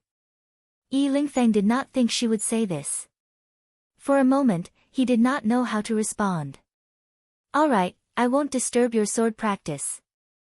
I'm going back to my room first." If she kept talking, it would only make things awkward for both sides. Since she said it was the beginning, then let her finish it. She used all her strength to raise a smile and waved her hand at him. Falling in love with a wild horse, it was a pity that her home did not have a grassland. She turned around, tears falling. Just leave it like this. Her heart did not hurt at all, it did not hurt at all. Yi Lingfeng stood there in a daze, watching her leave step by step. There was a voice in his heart shouting, "Keep her, keep her." He turned a deaf ear. Just leave it like this.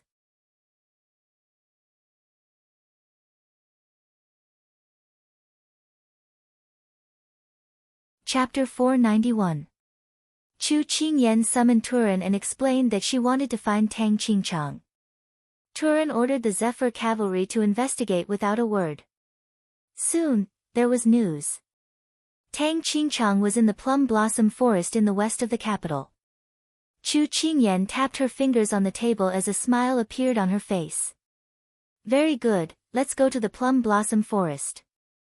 The residence's carriage was very efficient. She arrived at the plum blossom forest in less than half an hour. It was the cold winter and the best time for plum blossoms to bloom. There were many people who came out to admire the plum blossoms. But with the Zephyr cavalry's guidance, she quickly found Tang Qingchang, who was drinking alone in a quiet corner. Every time she saw him, he was drinking alone. Chu Qingyan was angry and amused at the same time. Did this person really think that he could drown his sorrows by drinking? These were just self-deceiving words. Second young Master Tang, how long do you plan to be depressed? Chu Qingyan did not hold back. She walked in front of him and hit the nail on the head. His drinking mood was interrupted. Tang Qingchang raised his head and saw a beautiful girl standing in front of him. He did not know her, but he seemed to have some impression of her. Who are you? He put down his wine cup and looked at her with a frown. You don't need to know who I am, but I know who you are, why you're drinking, and who you care about. Chu Qingyan was standing and he was sitting, so she looked down at him. Tang Qingchang's expression suddenly turned cold. This one doesn't know what nonsense you're talking about. If you want to admire the plum blossoms here, this one can give up the place to you. As he spoke, Tang Qingchang stood up. The plum blossoms on his body followed his movements and fell to the ground. The person in front of her was as handsome as a painting. Chu Qingyan had to admit that Jiang Yunyao had good taste. Tang Qingchang could be considered one of the most handsome men in the capital. You like Jiang Yunyao, don't you? Chu Qingyan did not stop him and spoke directly. Sometimes, words were more useful than actions. Tang Qingchang was about to leave, but he paused because of her words. His eyes flashed with embarrassment from being seen through, but when he turned to look at her, his emotions were gone. Who are you? Who am I? I'm a middleman who is here to seek justice for Jiang Yunyao. I'm also a busybody who wants to play matchmaker. Chu Qingyan crossed her arms and looked at him calmly. Miss, if you have something to say, just say it. Tang Qingchang suddenly recalled that she was the little girl who had accompanied Jiu today. He did not sense any malice from her. Tang Qingchang could not help but relax his brows and said calmly. Chu Qingyan nodded silently. She did not fly into a rage out of humiliation and leave immediately. It was obvious that she recognized Jiang Yunyao as well.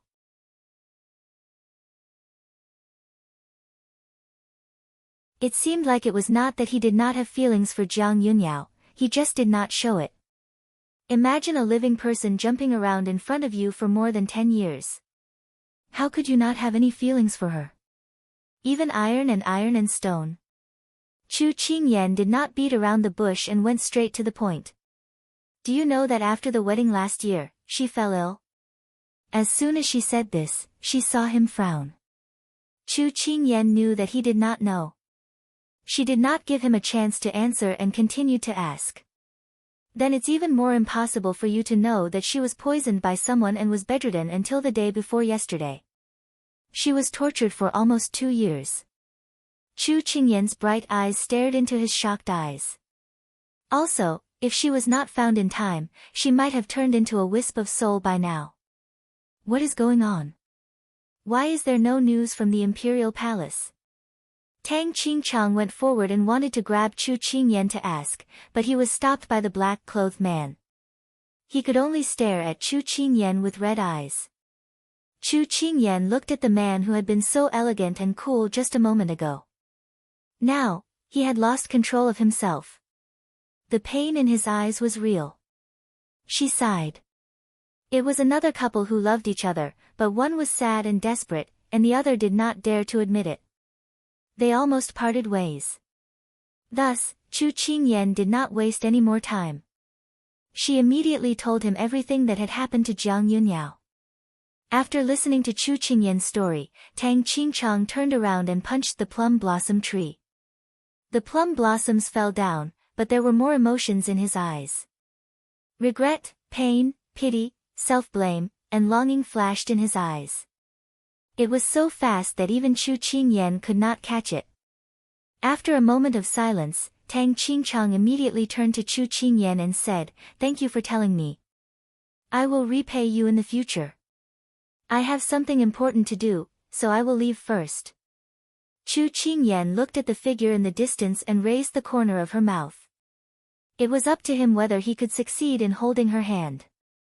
"Come on, Zhou-er's eternal day. Your Highness, bad news. Second young Master Tang wants to see you. He is now at the entrance of the palace." Ryue ran over breathlessly. Jiang Yunyao, who was writing with a brush, paused and a drop of thick ink fell on the white paper. Him? Why did he come to see her? Did she want to see him? If she did not see him because she wanted to avoid him, there would be many opportunities to meet him in the future. Did she want to hide from him forever? Take him to Lisan Pavilion and prepare tea and snacks. I will go there now. Jiang Yunyao put away the brush and was a little dazed. Although she had seen him once today, she had lost control of her emotions when she came back. Now her eyes were red and swollen. Would she be ugly? Thinking of this, Jiang Yunyao smiled bitterly. He did not like her. It was the same whether she was ugly or not in his eyes. She might as well not add makeup to cover it up. Out of the bedroom, Jiang Yunyao cheered herself up. Come on, you can do it. But when she saw the figure with his back to her, Jiang Yunyao could not help but stop. What should she do? She still could not face him calmly. How could she give up on more than 10 years of feelings just like that? Just when Jiang Yunyao was hesitating and did not dare to go forward, Tang Qingchang, who had sensed movement behind him, turned around and saw a somewhat panicked person. He was slightly stunned. The person that he had been thinking about day and night and did not dare to forget was standing in front of him. There was an indescribable joy in his heart. But when he saw the resistance and hesitation in her eyes, it was like a huge wave that hit him to the bottom of the valley. That's right, he had hurt her too deeply. That unbridled smile on her face had completely vanished. In the past, she was the one who took the initiative. Now, it was his turn to go forward. Tang Qingchang walked towards her step by step, slowly shortening the distance between them. Suddenly hearing him call her by her childhood name, Jiang Yunyao instantly raised her head and met his affectionate eyes. She was stunned. Did she see wrongly? Why was there such deep affection in his eyes? I'm sorry, I was wrong. Where were you wrong? I was wrong in every way. Jiang Yunyao was so frightened that she was stuttering. Was the person in front of her possessed? This was too abnormal. Should she ask Master Su Jian to chant scriptures to exorcise him? You're tuning in to the Blissful Bookshelf YouTube channel. We're so grateful for your support and don't forget to subscribe to join us on this incredible journey through captivating stories.